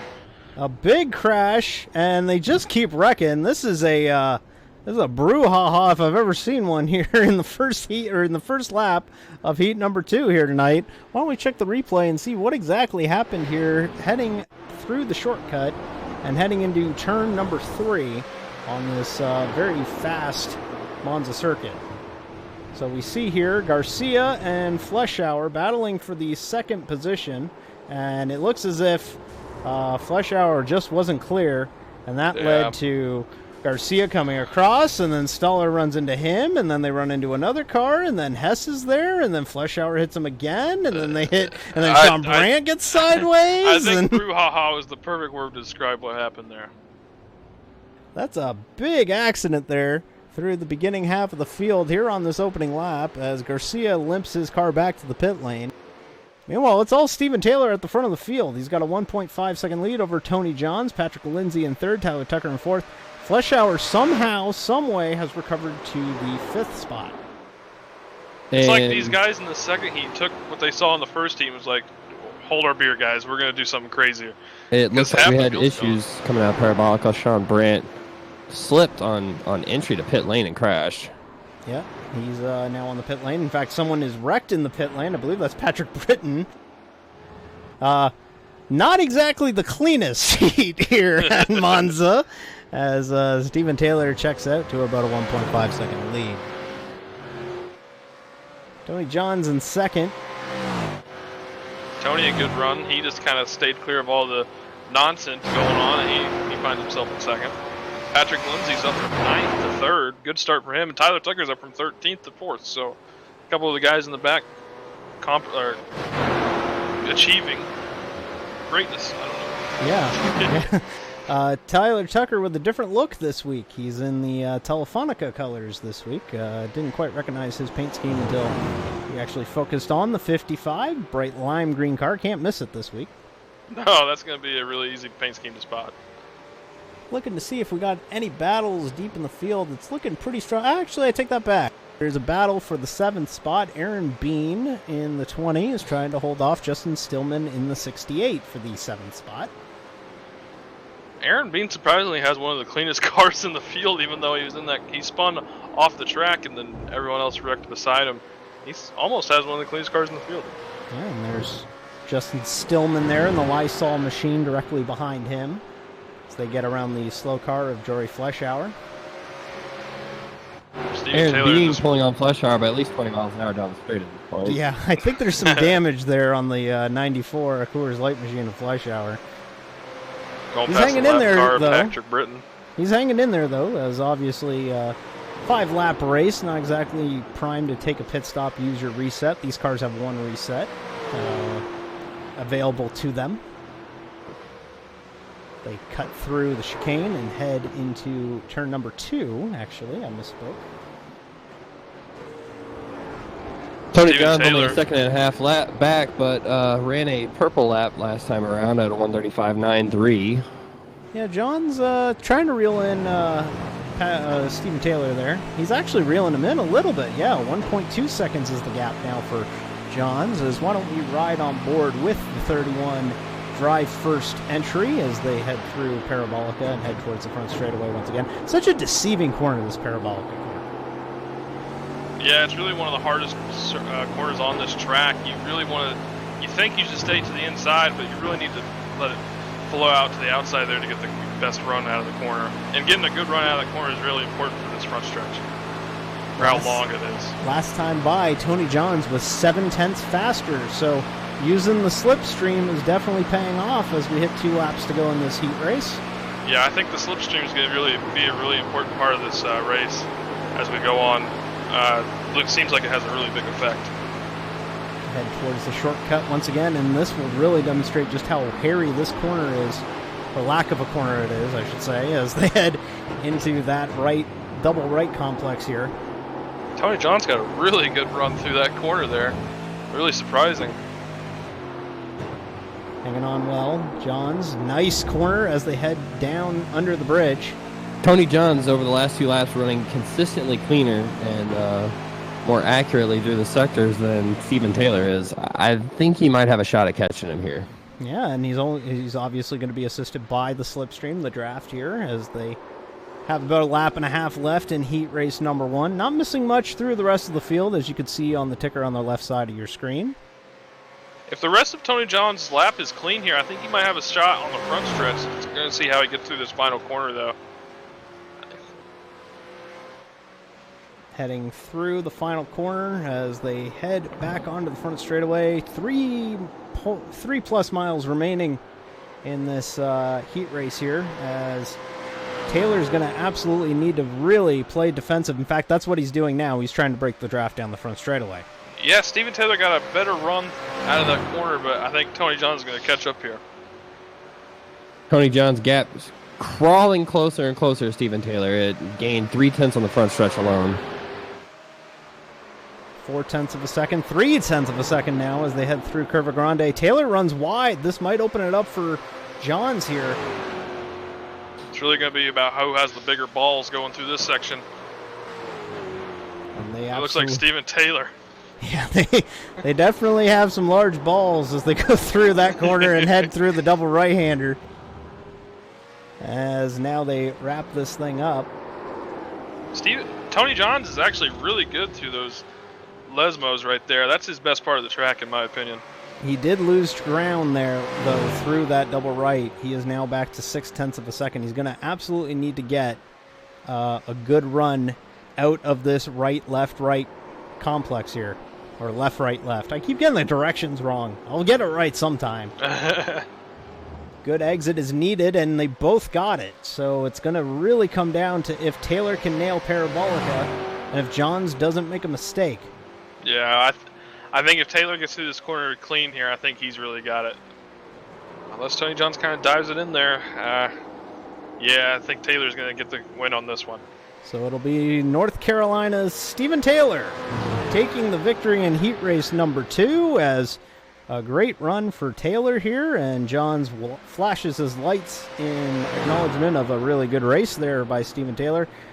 A lot of calamity in that one, but Taylor will leave with the W in heat race number 2. Patrick Lindsay comes home with 3rd. Tyler Tucker 4th. Didn't really hear much about them the whole time. They were just kind of riding around. Matt Wood, running local pizza company Sbarro on his car, finishes 5th. And that will wrap up the top 5 in heat race number 2. Full results there on the left side of your screen. There were 15 cars in the heat, in the feature, or in the heat, and there's 15 right there on the side of your screen. So we get ready for heat race number 2. Now we get ready for the feature, I should say. What we do is we take the results of these 2 heat races, we flip them backwards, and we get going, and we have a reverse grid for 26 laps, I believe. I misspoke. I believe it is 26 laps here at Monza Circuit.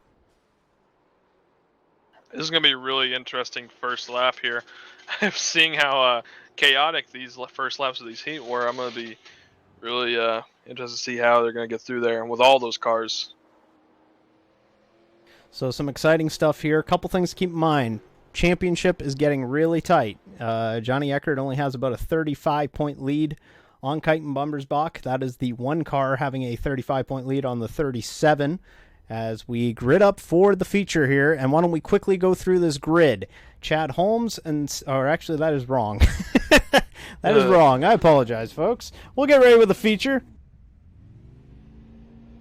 We're not quite used to these reverse grids. They play havoc with our graphics package. Yep.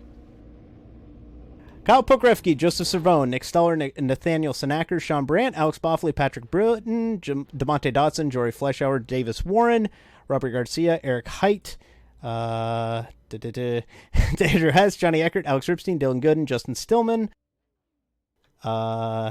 Espinoza, Aaron Bean, Kyton Bubbersbach, Matthew Wood, Kevin Bingle, Tyler Tucker, Travis Ellington, Patrick Lindsay, Drew Glover, Tony Johns, Stephen Taylor, and Julian Medor will round out the 30-car field here as we get going here tonight. Both of our heat race winners starting on the back there. A word from Commissioner Julian pre-race. Use your head to all the drivers as the field goes green. We are underway from Monza. Oh, no. A terrible start for Cervone. Terrible start as they get going. swamped. As they head towards the first chicane, which obviously they will bypass. This is going to be really hairy here in the middle of the pack. Oh, man. They're going 3 too wide through the corner there. They head through. It's actually a lot cleaner than it was in the heat races so far. They head through the shortcut for the first time. Nick Stoller always seems to find himself up front for these feature races. Not to say that he's bad at the heat races, he just always seems to find himself up front. Oh, one wide. It's the 08 of Alex Boffley. And, Johnny Eckert's around. Oh, man. No luck tonight for Johnny. The championship, both championship leaders. Oh, no, it's going to be a roadblock. Ooh. Oh, a big accident here as the whole field is stacked up on the inside on the run up to the bridge. I will say this, though. That could have been a lot bigger. There was some good driving there to get through the wreck. Let's see if we can see what happened here. Right on board with the 37 of Bumbersbach. We are under a full course yellow here on lap 1. So Boffley runs wide, and then Eckert runs and loses it off the corner.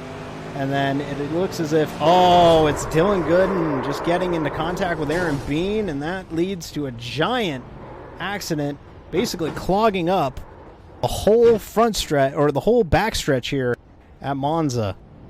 Yeah, just a lot of contact, and, I mean, nothing really anybody did wrong. It's just they were trying to get through the corner, very tight, compact space, and they just all got together. So let's just recap. Both title contenders, Kyton Bumbersbach and Johnny Eckert, have both been involved in an accident on the first lap of this one. You got to figure both guys are probably going to use their resets. They are allowed one reset, and that is going to put them behind the 8 ball to really start here tonight in this feature event. Yeah, but it's better to get that. Better have your reset than to have damage riding around. You really, if you get in the first lap wreck, you just might as well bite the bullet and take your reset. So Eckert chooses not to use his reset, although I don't believe the pit lane is open yet. Yeah, I mean, if I'm looking at Eckert's car, there doesn't seem to be that much damage. I think he's made the right decision there. Just deal with it for now. Actually, I take that back. The pit lane is definitely open because the 37 is limping his way to the pit lane. It looks like he's not even under power. Yeah, that was a hard accident he had. I wouldn't be surprised if he didn't have, and his motor just blew. Oh, man. Kyton Bumbersbach just limping to his pit stall. You can't see it. I'm not sure if he's going to make it to his pit stall. Oh, this would be a shame. He's within. He can see it. We can't see it, but... Oh, no. He's going to have to tow. Oh, man. So we'll have to watch for that. The one saving grace is that we're behind the safety car. Yeah, he might have enough time. We'll have to see. It's going to be close. Unfortunately, Kite blew his engine actually entering pit lane while he was on the brakes, and that is why he did not make it back to his pit stall. So he might get a push, because I believe iRacing will actually model them pushing cars through to the pit stall if they're within a certain distance of their pit stall. So we'll have to keep an eye on Bumbersbach here as he tries to get rejoined. As if he is going to get his reset, though, he's going to need to get it here in a hurry, because the field is coming through the chicane.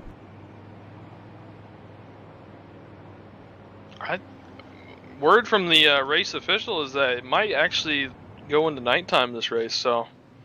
It is pretty dark, and if you're wondering, Monza does not have night capability night racing, so this might get a little bit interesting before the end of this one. Of course, these cars have lights, so we do have a way to illuminate the track, so not exactly the worst thing in the world, but once again, this place is hard enough during the day with perfect lighting. Let's throw in nighttime to really throw these drivers for a loop. It's going to be really crazy to see them in the dead of night try to go through that fast corner there. That shortcut. Yeah, I don't. It's really hard now. It's just going to be even harder in the dark. We'll have to see how they handle it. Want to give a quick shout out to the Twitch chat. We are in the chat. Want to give a quick shout out to you guys watching. Got a great number of people watching the Twitch chat, and we hope we're entertaining you on this Monday night. And the safety car lights are still on. They probably should be shutting off here as it crosses the line. A strange anomaly from that last wreck, Dave. The 68 Lysol car, Justin Stillman from New York State, somehow ended up back in 20th after being high up in the field, and somehow does not have any damage. That's because he went around going into turn 3 on lap 1 by himself, just a slow spin. The entire field passed him pretty safely, and then proceeded to wreck on the backstretch ahead of him, and he was just kind of stuck behind a big train wreck. So I think Bumbersbach's is going to be okay. I think he got out before the pace car actually made it past him to put him a lap down. So I think... Yeah, I think he's going to be okay. Wow, that's a fortunate break. Sometimes it's better to be lucky than good, so it's very fortunate that Bumbersbach will actually be able to take advantage of the reset and stay on the lead lap. So just the only problem now is that he's going to be dead last, so he's going to have to work his way up through the field. And I just got word that there's not going to be another caution unless there's a track blocking incident. That's what Medora just told us. So, all right, so it's going to be even harder. So that's series director Julian Medora making a call there. Normally, the series allows 3 cautions before they decide to not throw anymore. With darkness looming and with some aggressive driving, possibly to calm these drivers down a little bit, choosing to tell them that was your only caution unless we block the whole track. So looks like that will be the case. Hey, real quick, if you're enjoying what you're seeing tonight, tomorrow night we will be right back here on Court Vision. Mitchell Riggs will be joining me once again. We'll be with the call from Southern National Motorsports Park. That is for the MH Design Series Modifieds. That'll be 9 p.m. Eastern tomorrow. And then Wednesday, Evan and Zane are back. They will have the call when it comes to the Court National Series at Road America, road course racing. If you like what you're seeing tonight, which you see us take Xfinity cars to Road America at America's Thunder track there out there in Wisconsin. 4 miles of pavement out there, 9 p.m. Eastern on Court Vision. Pre-race show starts at 8:15 every night Eastern here on Court Vision. Yeah, we have some really good races lined up this week. They're going to be really exciting to watch. The modified side of the Tuesday series this season has been really good to watch. But Dave, is it a good time for a plug for the 500K? Yes, we'll quickly mention that while we're under the caution here. As announced last night, if you follow Court officials on Twitter or if you saw it on the ticker, we had a ticker running during the pre-race show. The Court Indianapolis 500K is making a comeback. That will be Tuesday, May 12th. So about a month and a half from now. There's some contact in the back of the field. Looked like Joseph Cervone appeared to have some contact there. Let's see if we can get a replay of what happened there. We'll get to our plug here in a minute. And Cervone was warming up his tires and got the wall. So, not exactly the smoothest moment there for old JC3. Yeah, he got in the wall there, but I think he's going to be all right. Just a little slight tap. A little slight tap for the LGBT network holding Commodore. In fact, he's actually going to come in here, and I guess he did some damage to it. I guess he's going to use his reset. Oh. The lights have turned off on the Porsche pace car. John Eckert actually is still in the pit lane, has been lapped, but Kite Bombersbach did make it back around. He is attempting to meet the back of the field and should be on the lead lap once they go back green. Yeah, so Eckert, I wonder if he didn't use his reset there on that pit stop. He didn't have a lot of damage. He was rolling around under the caution, so I don't really know what's going on there. So we'll see what's going on with that one car. We'll try and follow that as we go. But we are getting ready for the restart. Now, has court administration said that this is the restart lap? Because we do have a slight bug with iRacing where it will announce that it is the 1 to green restart lap, but it won't actually matter. So I think this is the actual restart lap. I'm looking in the cockpits of the Holden Commodores, and there is no flashing light, so I think we're actually going to be going green this time. Fantastic stuff. So it looks like we will be going green. Just gotten confirmed by Series Director Julian Medor, who has just pinged us here in the booth. Yes, there will be no yellows here on unless it goes, or unless it blocks the track. This is due to the impending darkness here in Monza. In fact, the headlights are on now for all these cars. So we will be driving a significant chunk of this event under the lights. This is going to be wild times I don't think anybody predicted us running into the darkness, but here we are. Going to be really chaotic here. Thank goodness these cars have lights. Let's just say that. This isn't happening on Wednesday where we run the CORT National Series.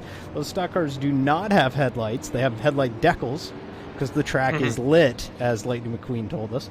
So this is kind of a heart and throat moment here for. And we still have a significant amount of time left in this race. I think it was a good move by Medor, though, to realize that there's not much daylight left, and we just need to get this race going. So I think a good move by him. So Stoller, Sanaker, Fleshauer, Garcia making his debut. He's running 4th. Hess, Bean, Britton making his debut. So a pair of true CORT rookies in the top 10. Alex Ripstein 8th, Matt Wood 9th, Stephen Taylor 10th will be our 10 as we get going here for this restart here at Monza. Again, this is scheduled to be the only caution unless there is an accident that is viewed to require a safety car because it blocks the whole track. So these guys are going to try and prioritize green flag racing. And Dave, it looks like as the safety car is entering what looks like Parabolica, yes. John Eckert has left the pits. Okay, so Eckert has left the pit, and he is indeed 1 lap down. So Eckert is probably going to need to have a very, very clean race and hope for some carnage in front of him, which could happen with the fact that it's running at night now. So pace car going to make the hard right-hand turn as Nick Stoller will lead the field back to the restart line as we go green once again here at Monza. Stoller gets a really nice start. Sanaker 2nd, Fleshauer 3rd. I don't really know if he wants to be that far out ahead, though, as the draft here is really strong. It's going to be interesting to see them go through 1. And you can already see the impact of the headlights on this field as they are going to be running into the darkness, something nobody predicted when this race started, that we would be racing into the darkness. Stoller leads them through the shortcut for the first time at speed. We've got a couple off the track in the back, but I don't think they're going to make contact. I think it's going to be fine. There's Patrick Lindsay and, Nate. Nate has run off the track up ahead. Patrick Lindsay is off. Sanaker wide. He's going to lose a ton of spots there in the number 67 machine. Tucker will go by. Medor will go by. He's going to slide in right in front of Stillman. Good rejoin, though. Glad that he didn't just join right back to the track and take out a couple cars.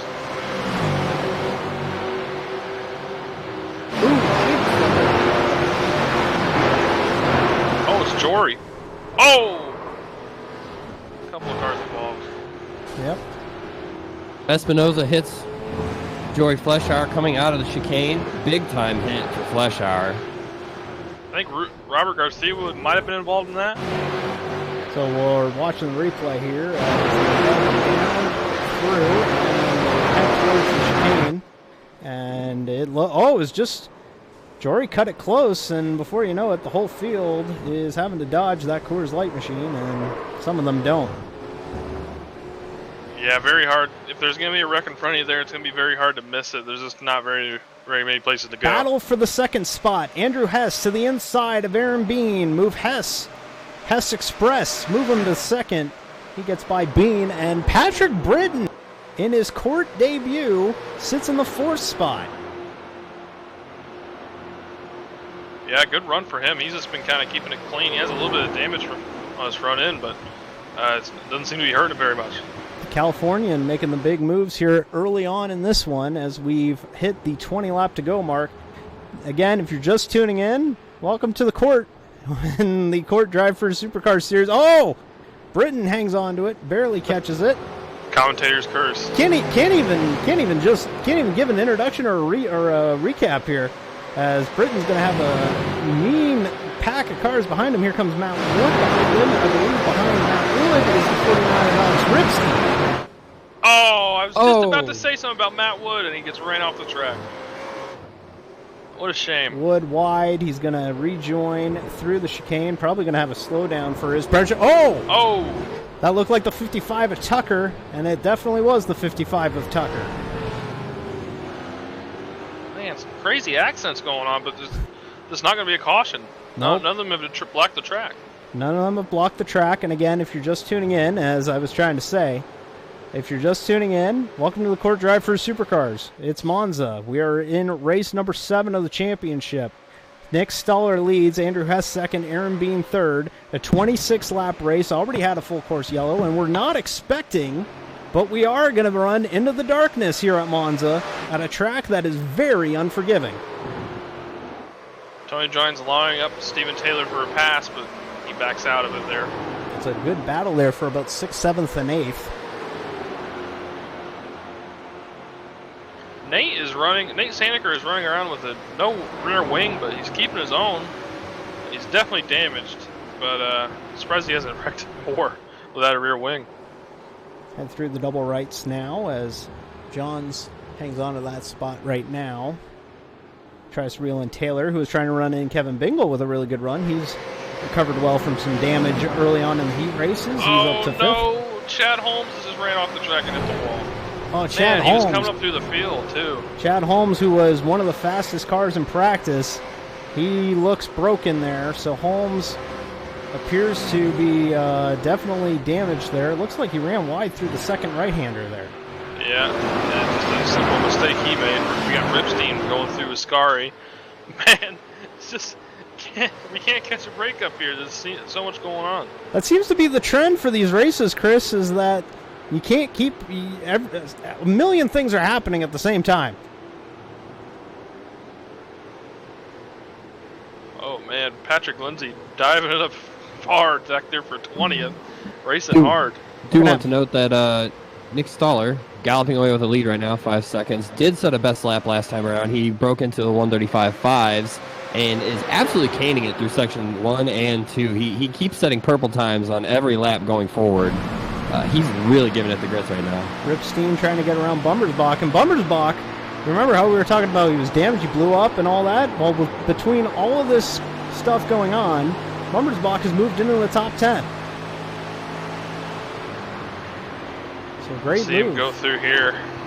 Good line through that shortcut there. Into the double right now as Medor tries to reel in Eric Height in the 13 car there. That's that blue car in front of Medor. Eric Height having a good run again. These past couple weeks in this series, he's been kind of making his way further and further up the grid. Right now running 8th. Not too shabby. So Medor, who won heat race number 1, started dead last in the field. He started 30th, and now he sits in the 10th spot as darkness awaits these drivers here as we run into the darkness here at Monza. Yeah, it's just going to get darker and darker. This race, it's kind of going by a little slowly. I'm kind of scared towards the end of the race. I think we're going to be able to see hardly anything. And there is trouble in the back of the field again. Sean Brandt does get into Jory Fleischauer. I do want to note that with the championship implications check-in, John Eckert is at the back of the pack right now, 29th out of 30 cars that are currently running. He just set sections 2 and 3 purples on his last lap, so he's really trying to get out there and set some fast lap times. I'm not sure if he's actually going to be able to catch up with the field or not. Well, the other thing that's going to be rough for Eckert is the fact that it's going to need to take a really monumental accident for them to throw the yellow flag now, the full course yellow. And it doesn't look like that might happen because the field looks pretty strung out. Another thing that's hurting him is that Kyten Bommersbach is just climbing his way through the field, gaining more and more spots. He's second point lays of points. That's just going to keep hurting Eckert. Yep, this is Kyten's chance to make up ground after Eckert has won the last 3 events, and he gets around height, and now he's set his sights on the 22 of Mador. Mador actually started 30th today. He currently has the hard deli boy of the day at 22 positions gained. Yeah, really good start. Won the first heat race and has recovered all the way to finish or to run in the 8th spot right now. If you won the first heat race, that means you're starting dead last on the field, so a really good recovery from Mador. Nick Starr is kind of getting held up right now by lap traffic that looks to be Joseph Servone. 29 of Servone, got to expect, and in fact he will now move over. Another big off in the back of the pack. Sean Brandt goes off hard and has already alt-R'd out of the track. Yep, so Brandt out of this one. Tough break for him. Wanted to mention Sean Brandt. Most people might not recognize him, but he is 1/3, I guess, of the team behind Trading Paints, the paint scheme exchange and the official paint scheme exchange of the Championship Online Racing teams. So I'm going to give a shout out to Sean Brandt, making the occasional trek into CORT and running with us. So nice to see, as it's getting dark. It's getting really dark. You're starting to see the mood lighting in these cars. These cars actually have a little bit of mood lighting in the cockpits. And you're going to start seeing that become a little more prevalent here as we get going. I tell you what, though, the best drivers are going to find their way towards the front because it takes a lot of nerves and steel to Taylor White. Dark. Taylor White and Parabolica. Bummersbach gets by. Height will get by. Taylor will lose a couple spots. He falls back into 9th. Joseph Servone is again off going into the first chicane, it looks like. He is almost a minute behind the leader. And Taylor is wide once again. So Taylor trying to get a grip on this place, which is hard to do. Oh, no, I think Patrick Britton has just wrecked here. Brittain has hit the wall hard, went off all 4s. Oh, man, what a shame. So Britton has wrecked in the 6 car. And he doesn't even have headlights now, so now this might get a little hairy for him on the way back. He's going to really need to depend on the traffic to illuminate it. You know what this is reminding me of, and Mitchell Riggs will know this because we ran it a couple weeks ago, the Dinner with Racers Sebring 12-hour that we ran a few weeks ago, where you had multiple cars with some not having headlights, and there, you can see it right there with all the cars with headlights moving out of the way. That is, let's take a look. This is his field of vision now. He has no headlights. This is what you're looking at. And that is only going to get worse when the sun drops. It is one of the hardest things to do on this game is drive in the dark with no headlights. It just gets worse and worse as the night goes on as well. It doesn't get any better. So luckily these guys can get headlights if they come in and pit and get some repairs done, which I think Britton will indeed do that right now. But yeah, not exactly a lot of fun right now. It looks like as well in the last lap or so there have been offs from the number 70 car in 2 different places on the track. He is sitting well back in 23rd position, Davis Warren. Yep, that's Davis Warren there. So he's off as want to focus in real quick on the battle for second again. Aaron Bean and Andrew Hess battling hard for the second position. Bean currently sitting in the second spot. Hess will probably get a tow as they come out of the chicane here. Hess in the Holden, which is the car behind him. You can barely see it. Aaron Bean in the Haas Automation, number 20. Alex Buffoli, very far back in the field, also missing a wing right now. Big off going into turn 1. Yep, and he limps it back there. Buffoli running in the 15th spot.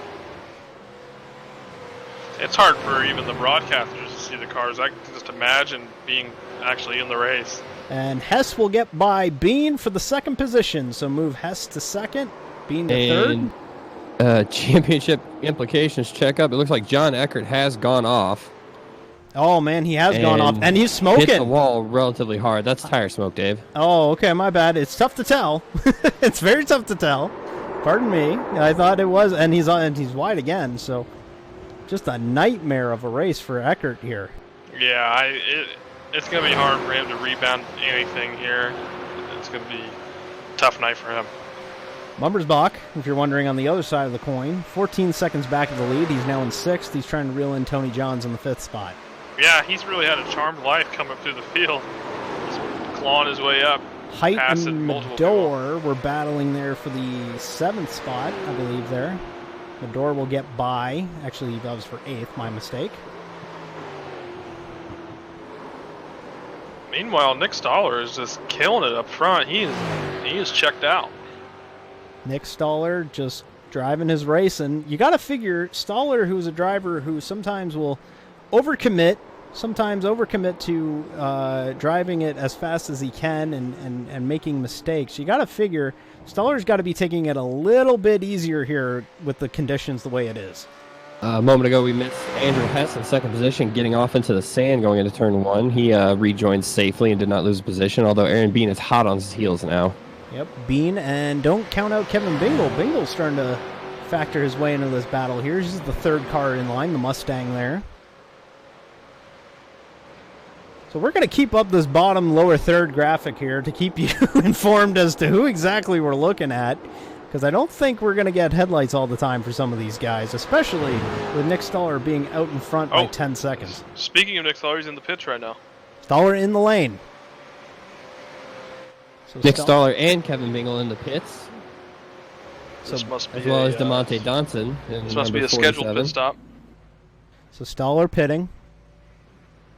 As we wait for him to exit the pits, there's the lights flashing off of the pit complex building here on the front straightaway.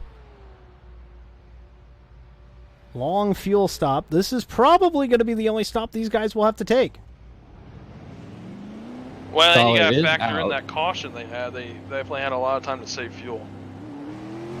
Stoller, 45 seconds thereabouts on pit road. And meanwhile, the lead moves over to Andrew Hess.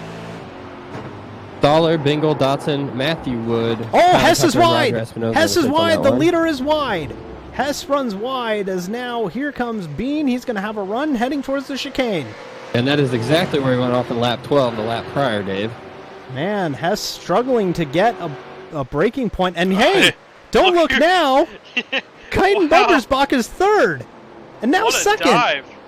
What a move. Kaiden. Oh, but Tony gets sideways behind. Johns hangs on to it, but Bummersbach in the cool machine moves over to 2nd position. A great recovery from that incident early on in this race. He has moved all the way up to 2nd and is looking to take the lead. Granted, he's probably still got to do a pit stop, much like the rest of the field. Oh, and Bummersbach runs a little bit wide. What a move by Kaiden. Hess comes awesome. in the lane. Oh, and Kaiden Bummersbach just passes him coming into the pit lane.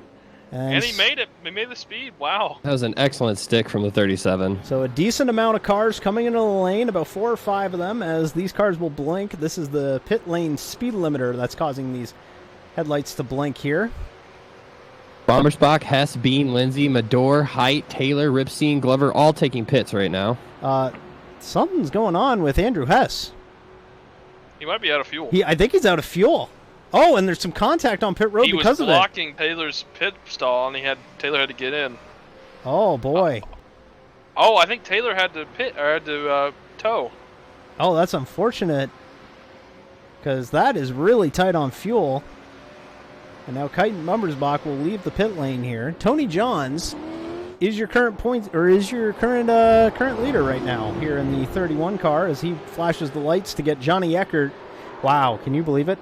Flashing your lights to get Johnny Eckert out the of the way. defending champion of the CORT DriveFirst Supercars Championship, Johnny Eckert, going a lap down. That's something you don't see very often. That's very rare for Eckert to be a lap down. That's a tough break for him. He's been battling hard to try and get as much as he can right now, and he'll have to. He's riding pretty hard on Johns going into Parabolica though. Yeah, I think he's just. I don't know. Actually, I don't really know what he's doing. He's passing him again.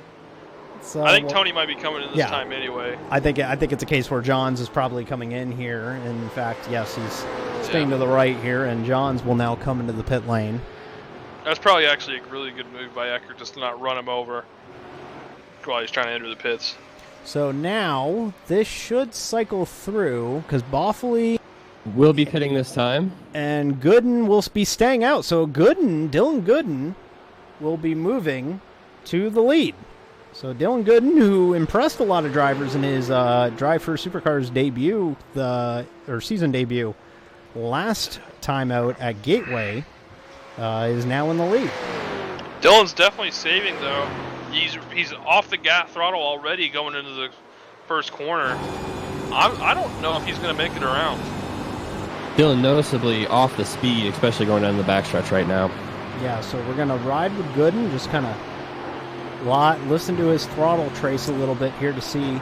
And as you can see right now, as we're on board with the 24 of Gooden, this is a very difficult track to get a hold of in the day, and it's even more so at night, as Gooden almost runs wide there.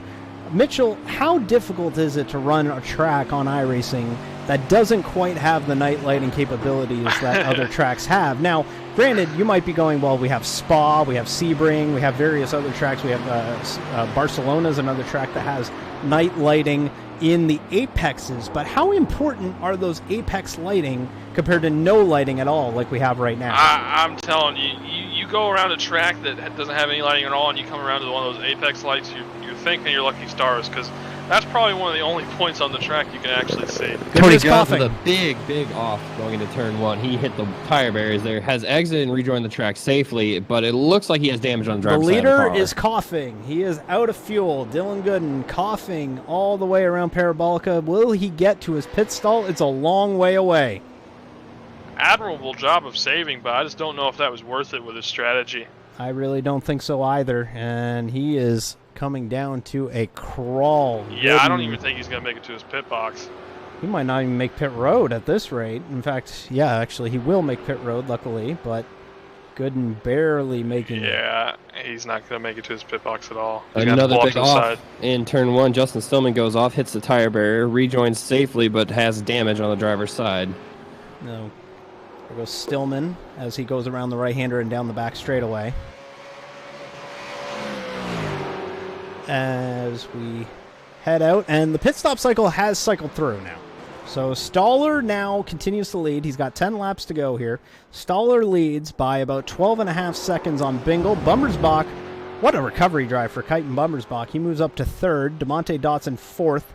Patrick Lindsay in the fifth spot. Aaron Bean in sixth. Patrick Britton. What a debut for Patrick Britton. Hey, welcome to CORT. You got to run this. Seventh place. Tony Johns eighth. Tyler Tucker ninth. Drew Glover in 10th. So these guys trying their damnness to get around here in the dark. Yeah, interesting debut for Patrick. Hey, welcome to our league. Here's probably the hardest race he'll ever do. Oh, one wide. Oh. Big off from the number 70. Man, he's been struggling all race. Davis Warren hit hard. Let's see what happened. And he just never had a shot at making that corner, and he just went firewall deep into the wall. So that's probably another instance of he probably actually couldn't see where he was going. I mean, you have lights, but it's still hard. Now, Mitchell, when you're in a race like this where you don't have headlights and you're just trying to hang on for dear life and you're trying to make as best of the situation as you can. As you can see, even on the front stretch here, folks, we don't even have a lot of lighting on the front stretch. Luckily, you have the lights reflecting off of the buildings, but you don't have a lot to go off of. Is it better to be in traffic to have a little bit of a guy to work your way off of, or would you prefer to be by yourself? I mean, it depends on who you're actually racing with. If you're racing people that you're racing for position, it's probably a good thing to race around them actually. But I mean, Nick Stoller's been out front the whole time, and he's only getting faster. So I mean, maybe he's found out a way to work this through. I prefer to be able to see and race around other guys with this. That's DeMonte Dotson running wide for third. He gets into the dirt. That will give it to Patrick Lindsay. Got to be careful with the rejoin here. And that sand coming out of that corner is going to be worn out after this race. Yeah, they're going to need to call beach and steal some sand from them and try and repopulate that before racing returns here later this year. in the last couple laps, we have had a couple of retirements. Dylan Gooden, Nate Saneker, Joseph Sabrone, all retiring from this race. Tough break for Is those that drivers. Kyten in the pits? He That has is. damage. That is. Uh-oh. What happened to Kyten? So Steven Taylor currently also on the pits. Oh my, Kyten going through the shortcut clips the wall on lap 16. Didn't quite catch that. What a shame. yeah, it looks like our cameras didn't quite pick it up, but that is a tough break, and that's actually going to be good news for Eckert, because Eckert here probably, in fact, he will. Eckert now runs 23rd, so Eckert has kind of closed the gap right now as Eckert misses the chicane and now cuts through it. Well, and another thing Eckert has going for him is that Kyten does not have a fast repair. He already used his, so yeah, it's going to take a long time to repair this damage.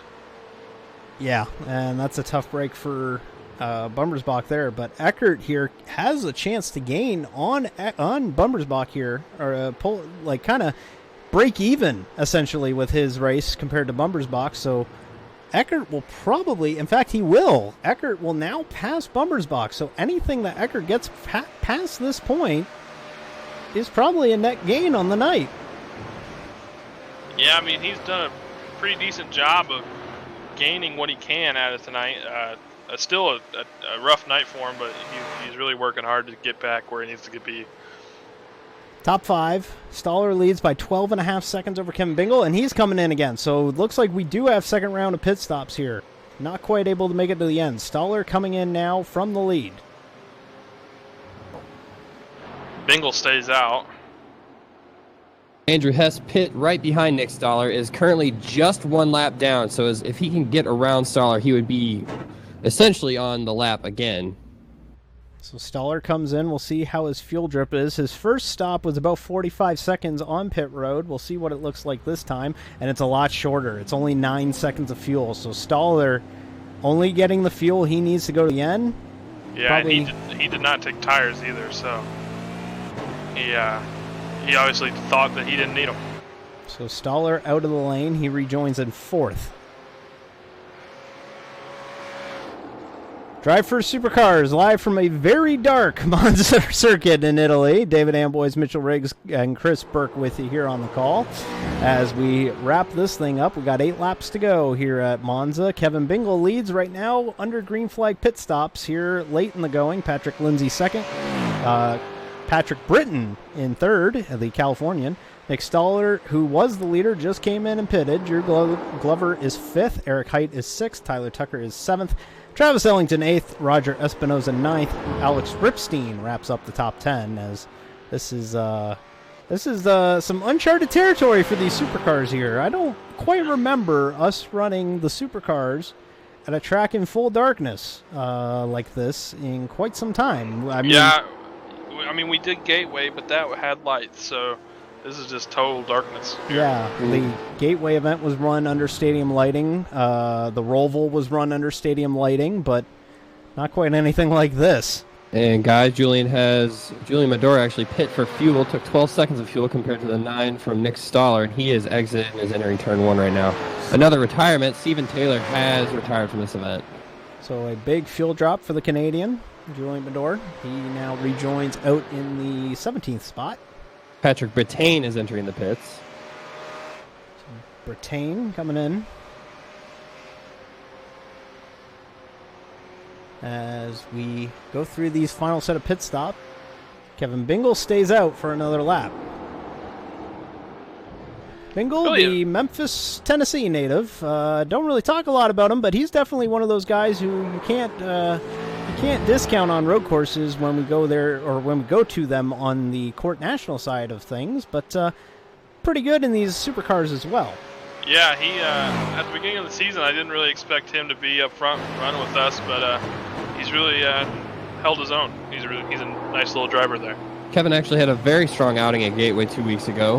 Was up front up until late into the event. Late race issues forced him to finish 21st. So So Bingle now heading down towards the Parabolica. Gotta wonder if this will be when he comes in, as it's becoming apparent that we did need 2 stops and not 1. As he exits and looks like he... no, he will stay out for another lap. Pit lane time here competitively, looking to be in the 41 to 44 second range on this final pit stop. Nick Stoller spent 41.3 seconds on pit lane. Bingle is going to need to beat that by a fair margin in order to get out ahead. Stoller is only 22 seconds behind. Yeah, he's already, I believe he gained a spot on pace already. So Stoller now trying to hold off, I believe that's the 55 of Tucker. No, that is not the 55 of Tucker. Oh, that's Hess. That is the 16 of Andrew Hess there. That would be Andrew Hess regaining his lap once Stoller becomes the leader again. Yeah, so Hess not on the lead lap, now back on the lead lap. And that appears to be what is happening here as they head towards the shortcut. Folks, it's difficult to drive this track right now. It's also difficult for us to pinpoint who exactly is running around one another, especially on my case, because I am, to kind of peel back the curtain, I'm the one pushing the buttons here and making sure bringing you these pictures. I don't quite have the luxury that Mitchell and Chris have, where they can just jump in and just kind of cycle through the cars and figure out who's who. So kind of at the mercy of whoever I can pick out as they run around other cars right now. And Dave, Eric Height, and Tyler Tucker both have exited the pits on the last pit stop. Tucker only took 11.2 seconds of fuel. Eric Height took 20. He exited in a fair margin behind Tyler Tucker in the 55. I got to give a quick shout out to Eric Height. He has had an awesome job this entire season. He's come a long way from when he first joined the championship online racing teams. He's been a really, really fun driver to watch this season, and he's shown improvement every week. Yeah, he is just one of those guys where you didn't really hear much about him because, I mean, it's not like he's wrecking all the time or in everybody's way. He's just kind of quiet. He does his own thing. He's been slowly getting faster and faster. So Bingle leads, as we mentioned, as he goes through the shortcut. So Bingle's still staying out here. He's made some gains through this field. Started 23rd, or 22nd, was down as low as 23rd, and now, of course, he's the leader. Patrick Lindsay is second, and he's coming through the right-handers right now. The scoring on the left side of your screen a little messed up because of the green flag pit stops going on right now. Not quite cycling correctly right now. Oh, someone wide there, and that looks to be the 13 of Height or the 49 of Ripstein. Very similar colored car. I think the 49 of Ripstein and the 65 of Matt Wood got together. They were both wrecked. Yeah. Both wrecked in the same sand pit there. Well, they both run wide. They both wreck. Travis Ellerton exiting the pits for his final pit stop in his Mustang. He took 13.1 seconds of fuel. So you're seeing a bigger fuel drop for some of these guys. Now, I'm wondering, though, the advantage of taking a later pit stop is that you can have a smaller fuel drop at the end. Yet we're seeing some of these guys take bigger fuel drops than the guys who came in earlier. Yeah, I mean, there's a handling difference, but I think... Bingle is in. Yeah, I think having a smaller fuel drop is going to be the way to go here. So Bingle in, and Stoller coming through Parabolica now. It's pretty much academic here, as Stoller will come across the front straightaway, and looks like he will retake the lead here, as in fact, yes, that is indeed what he does. Stoller will retake the lead. Yeah, well, actually, he won't, because Patrick Lindsay stayed out. So yeah. Patrick Lindsay will stay out and run another lap. Oh, Patrick! Oh, wow! I thought. See, there you go. Commentator curse. I thought he was running way wide, way off. Now he's taking the shortcut. That's part of the track. So it's been that kind of night, folks, here at Court Vision. DriveFirst Supercars here at Monza in the darkness. Wasn't expecting to be a night race, but these drivers having to adjust accordingly. And so do us broadcasters, apparently, because I thought for sure we were running into the day, running day race, and here we are running at night. So 24 of the 30 drivers still on the course right now, and the field has spread out considerably. Seems the top 20 is still in the lead lap. as you get closer and closer to the end of this race, I'm starting to wonder if people are not going to pit a second time, if anybody's been saving as we've gone through this race. I don't know if anybody's going to pit. You know, they're not going to try to pit with 1 lap to go. I think they're going to try to stay out, maybe. I don't know if that's even possible with the way that you're so on the throttle here. And in fact, here comes Patrick. Yeah. Yeah, maybe a little over optimistic, but well, maybe. We'll have to see. It's such a difficult track to like save fuel at because you're on the throttle all the time here. It's a very full throttle racetrack. Yeah. So it's so difficult to do so. But here comes Patrick Lindsay. Let's see what his fuel drop is. It's got to be short, I imagine. But it's going to be too late. Stoller yeah, Nick Stoller is already. He's going to have a large gap between him and Patrick Lindsay. Yeah, so Stoller will cycle back to the lead with 3 laps to go here at Monza. DriveFirst Supercars Championship. Hey, next week they are designed to run at night into the daytime at Tsukuba. That track next week, it's a very short road course, very tight, very technical, but it has a little bit of everything. Yeah, it's one of the more fun tracks we'll go to. It's going to be a lot of beating and banging, though. That's going to be for sure. That will be next Monday night here on Court Vision. Right here, twitch.tv/Court Vision. Next Monday night here at here in the DriveFirst Supercars. And it looks like in the meantime we have missed a couple of offs. Kite Bombschbach took a quick off somewhere around turn 5. Justin Stillman with a big looper at turn 2. Both drivers re-entered the track safely. Stillman having a good run regardless of all the issues that he's had. He's still running in the 16th spot. That's pretty good for him. Yeah, he's definitely going to be happy with that later on in the team speed.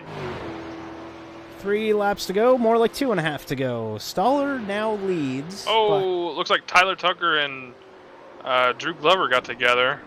Yep, Drew Glover came out on top on that one, though. They run wide. Let's see if we can see it on the replay there. Glover and Tucker was for position. It looks like it was actually 2 separate incidents at the same time. It looks like Glover got the grass a little bit, dug in a little bit, and Tucker had to go to the high side to avoid him. So good safe re-entry from Tucker. Good driving from Tucker all around. Yeah, I think Tyler really likes the high side. Yeah, he's a big fan of it. He loves the high side. 13-second lead by Nick Stoller over Kevin Bingle here. 2 laps to go, and we'll just keep focus on Stoller. And I got to tell you what, Nick Stoller here has had many, many, many good runs in the championship online racing teams. He hasn't really had the wins to back it up, but about 1.5 laps away, Nick Stoller, leading by 13 seconds, just has to bring it home. And this is an amazing run for him, considering the circumstances. I'm really proud of Nick tonight. This has been a great run. He's my teammate over in the Wednesday series. He's a good guy, fun to hang out with. Really proud of him. He's having a great race. No real battle. Actually, there is a battle. There's a battle for the 5th spot. We'll quickly focus on it. Tony Johns trying to hold off Chad Holmes. 2 of the more warmer climates in the league. Tony Johns from Arizona and Chad Holmes from Florida. They head through the second right-hander. Oh, Tony goes off. Somebody wide there. Not quite sure who that was. I believe it was Sean Brandt, and now Tony unfortunately gives up the spot. Chad Holmes by an unforced error, which, quite frankly, is happening a lot tonight. Yeah, it's getting easier and easier. Nick Stoller comes off of turn number 9 and heads down the front straightaway, comes to the line. 1 flag in the air. It's the white flag. 1 lap to go here at Monza, as Stoller has 3.5 miles of Italian pavement ahead of him before a victory. Yeah, just a really solid run from him, just clean. You didn't really see him racing anybody. He just took advantage of starting out front. And he just ran with it. 1 flag in the air, and it's the white one as they cut through the chicane there and head into the double right-hander for the final time. Now it's imperative you don't make a mistake here. You got a nice 11-second lead here. Last thing you want to do is make a mistake. Yeah, I think he's built himself up a barrier, though. If he runs off, goes through the sand, I think he's going to be okay. Just don't crash the car. Within reason. Within reason. Yeah. Stoller would get his first win on the season if he is able to limp it home here. Nice healthy win. Nice dominating run for him. 18 of 26 laps are led by the 98 car, the Vodafone entry, as he heads down and heads towards Parabolica for the final time. Yeah, but everything's checking out. He's good on fuel. He's going to come around the final corner and bring home the checkered flag and the trophy. Off of 4, or off of 9 for the final time. There I go again. Off of 9 for the final time. Nick Stoller, the North Carolinian, is blinking his lights and coming to the line. He will get the victory here at Monza. Kevin Bingle will be second, and Patrick Lindsay will come out of this one right now. It appears that he will come out in third, and then about 10 seconds back to these three will be DeMonte Dotson and Chad Holmes coming out of Parabolica for the final time, and they come to the line. DeMonte Dotson backing up his nice second-place finish with a fourth-place finish here, and Chad Holmes with a fifth-place finish. That will finish out the top 5. Man, I'm going through the field here. A really nice day for Mustang. Only one Holden Commodore, it seems, in the top 10. Yeah, and that would be the 288 of Chad Holmes. So, great run for Nick Stoller, who is come to a my stop. goodness, Drew Glover barely ekes out Patrick Bertain over the line. That was a great finish there. Let's check the replay real quick. We'll get it as they come to the line.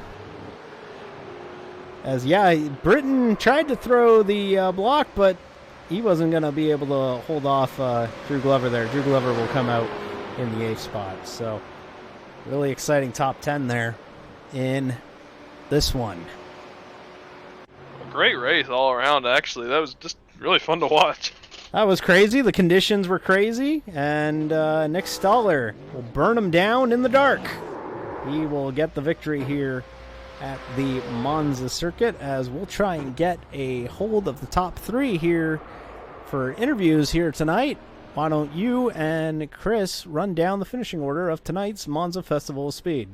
All right. Nick Stoller will come home as your race winner. Kevin Bingle second. Patrick Lindsay third. DeMonte Dotson fourth. Chad Holmes fifth. Aaron Bean sixth. Tony John seventh. Drew Glover eighth. Patrick Bertain ninth. And Tyler Tuggle will round out your top 10. In 11th, Eric Height, Travis Ellington finishing 12th, Julian Madore 13th, Robert Garcia in 14th position, Alex Ripstein finishes 15th, Matthew Wood and Justin Stillman 16th and 17th in Matt Wood Racing Cars, Alex Boffoli in 18th, Johnny Eckert, a hard night for him, although he widens his championship lead by at least 30 points in 19th position, Jory Fleshauer in the 20th position. Espinoza, and we get into the guys who had a lot of difficulty tonight. Espinoza in 21st, Kyten Mummersbach 22nd. He's got to be wondering what could have been. Andrew Hess 23rd. That's a tough break for Hess. He had such a good run going. Dylan Gooden 24th. Stephen Taylor 25th. Davis Warren 26th. Joseph Cervone 27th. Never really recovered from that accident that he had under caution. Kind of a bizarre one. Sinacker 28th. Sean Brandt 29th. And Kyle Pokrefke coming home in the 30th spot. So, why don't we try and get a hold of our top 3? Why don't we touch base first with Patrick Lindsay, who has come home in the 3rd position. Why don't we throw it over to Mitchell, who's caught up with Patrick Lindsay. Patrick Lindsay, good run tonight. It seemed like you were doing a little something different with your fuel strategy than the others. What's your reasoning behind that? Well, I had to take my reset on the first caution, so I pitted immediately, and, everybody got thrown off there. And since we had one more caution, I think, after that or whatever, and I don't know if people were banking on it or what, but, I ended up coming home 3 laps shy of being able to make it there and had to pit again at the end.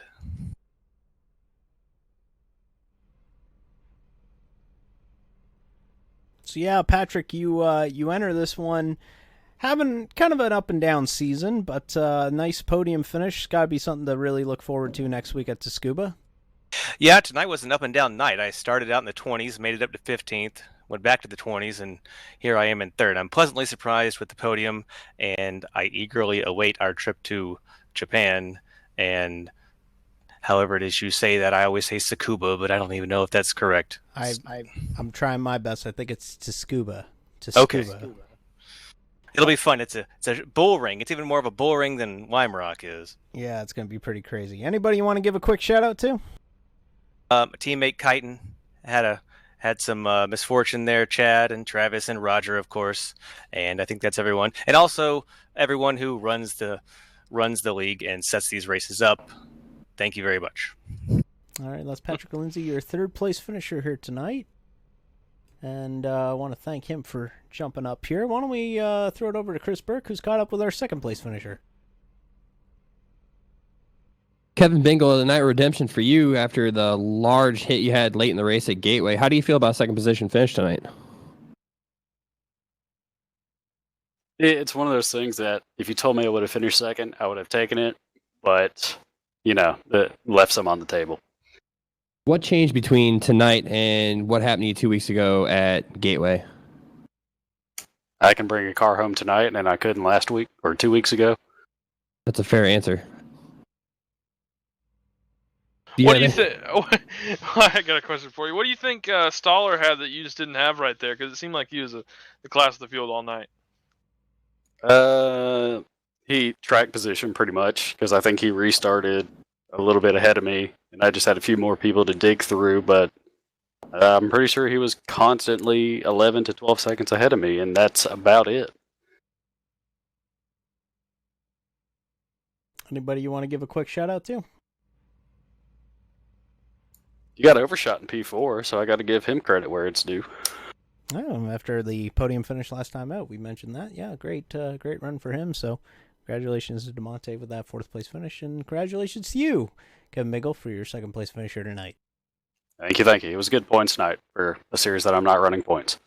All right, that's Kevin Bingle, your second place finisher here tonight at the Monza Circuit. And now we have caught up with our winner tonight at the Monza Circuit.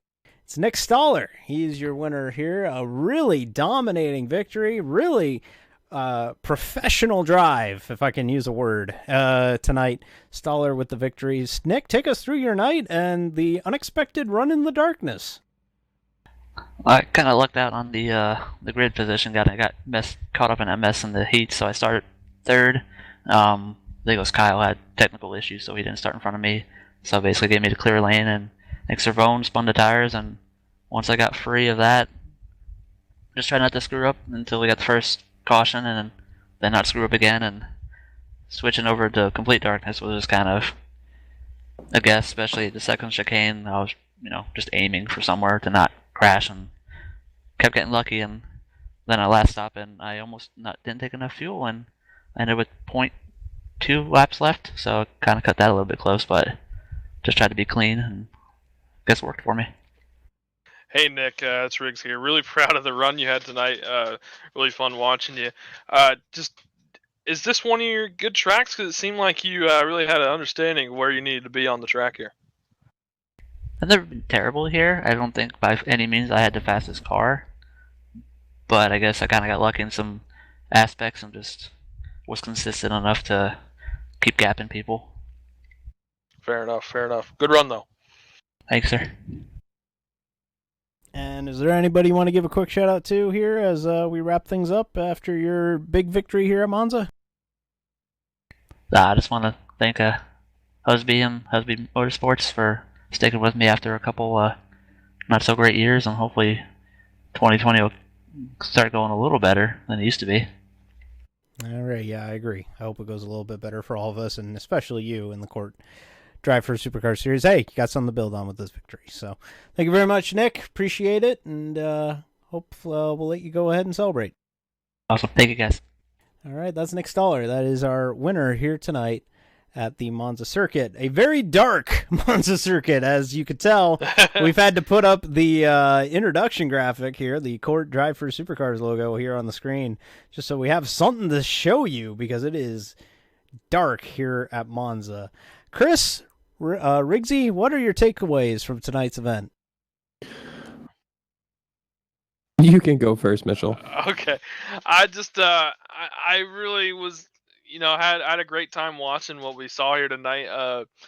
Just an interesting race. Not exactly what we thought it was going to be like at all, but I think these guys handled it as well as they could have, really, because, Monza is already a tough track to get around, but now you just throw in darkness. It's going to be a tough time for anybody, but I think these guys did a really great job, and it was a good time. Yeah, I think the biggest takeaway from tonight is just once the aggressive driving seemed to have settled down from the first lap, it was unfortunate that we saw such a kerfluffle happen right at the onset of the race. It knocked a lot of good drivers out of contention early, especially guys like Joseph Servone, who finished way far down the field. They have a lot of talent on road courses. I think it was a very good race. I think that Nick Stoller definitely took the Johnny Eckert route of setting his pit strategy early and sticking with it, and that's what really made him be able to run away with the field tonight. Yeah, really crazy stuff, and I got to give a hats off to all of these drivers, honestly, because it's not expected to go into nighttime. A lot of drivers might not even be familiar with this track. Now, if it was dark at a place like, say, Watkins Glen, a track that these guys run a lot, or even Road America, where we'll be with the CORT National Series on Wednesday night, you kind of got a little bit of a clue as to where you're going. But to some of these guys, it was the first time they ever been here to Monza, so got to give a hats off to these guys for making it as best as they could around this very dark Monza circuit. And next week, they will have a little bit of acclimation to get to, because they will have to run at night to kick off the Rising Sun event from Tsukuba. That will be next Monday night here on CORT Vision. So as you look at the big board real quick, going to give you a quick plug. Next, for us here at CORT Vision, we'll be right back with you tomorrow night. The Tour Modifieds of the CORT MH Design Series. They're at Southern National Motorsports Park. They've never been there. In Keeley, North Carolina. Head to the Yellow Walled track in North Carolina. Middle Banked. Should be a pretty good show. Riggsy and I will be on the call with that tomorrow night. And then Wednesday night, the CORT National Series at Road America. Evan and Zane will have the call on that one. That will be at 9 p.m. Eastern here on CORT Vision. Road course racing, pretty exciting, and that one will have a caution. They don't know when it's going to come, but there will be a caution. I actually have to throw that while I'm in the booth, or while I'm producing that one on Wednesday night. So, again, thank you very much, Chris Burke and Mitchell Riggs. Mitchell Riggs especially popping in here last minute. Appreciate it. And no problem, man. And Chris Burke again helping us out and giving us a great scene of the whole track and helping us out, pointing things out that I tried to get onto the stream for you. And hopefully next time out at Scuba, we don't run all at night. We have the sun come up. We do we hit reverse on this one. we hit literally reverse, and let's have the sun up. We will be able to see the cars at the end of the race. That's for sure. Hopefully. So for Chris Burke and Mitchell Riggs, I'm David Amboys, and this has been the CORT DriveFirst Series here at the Monza Circuit. Nick Stoller's your winner here at Monza. So long, everybody.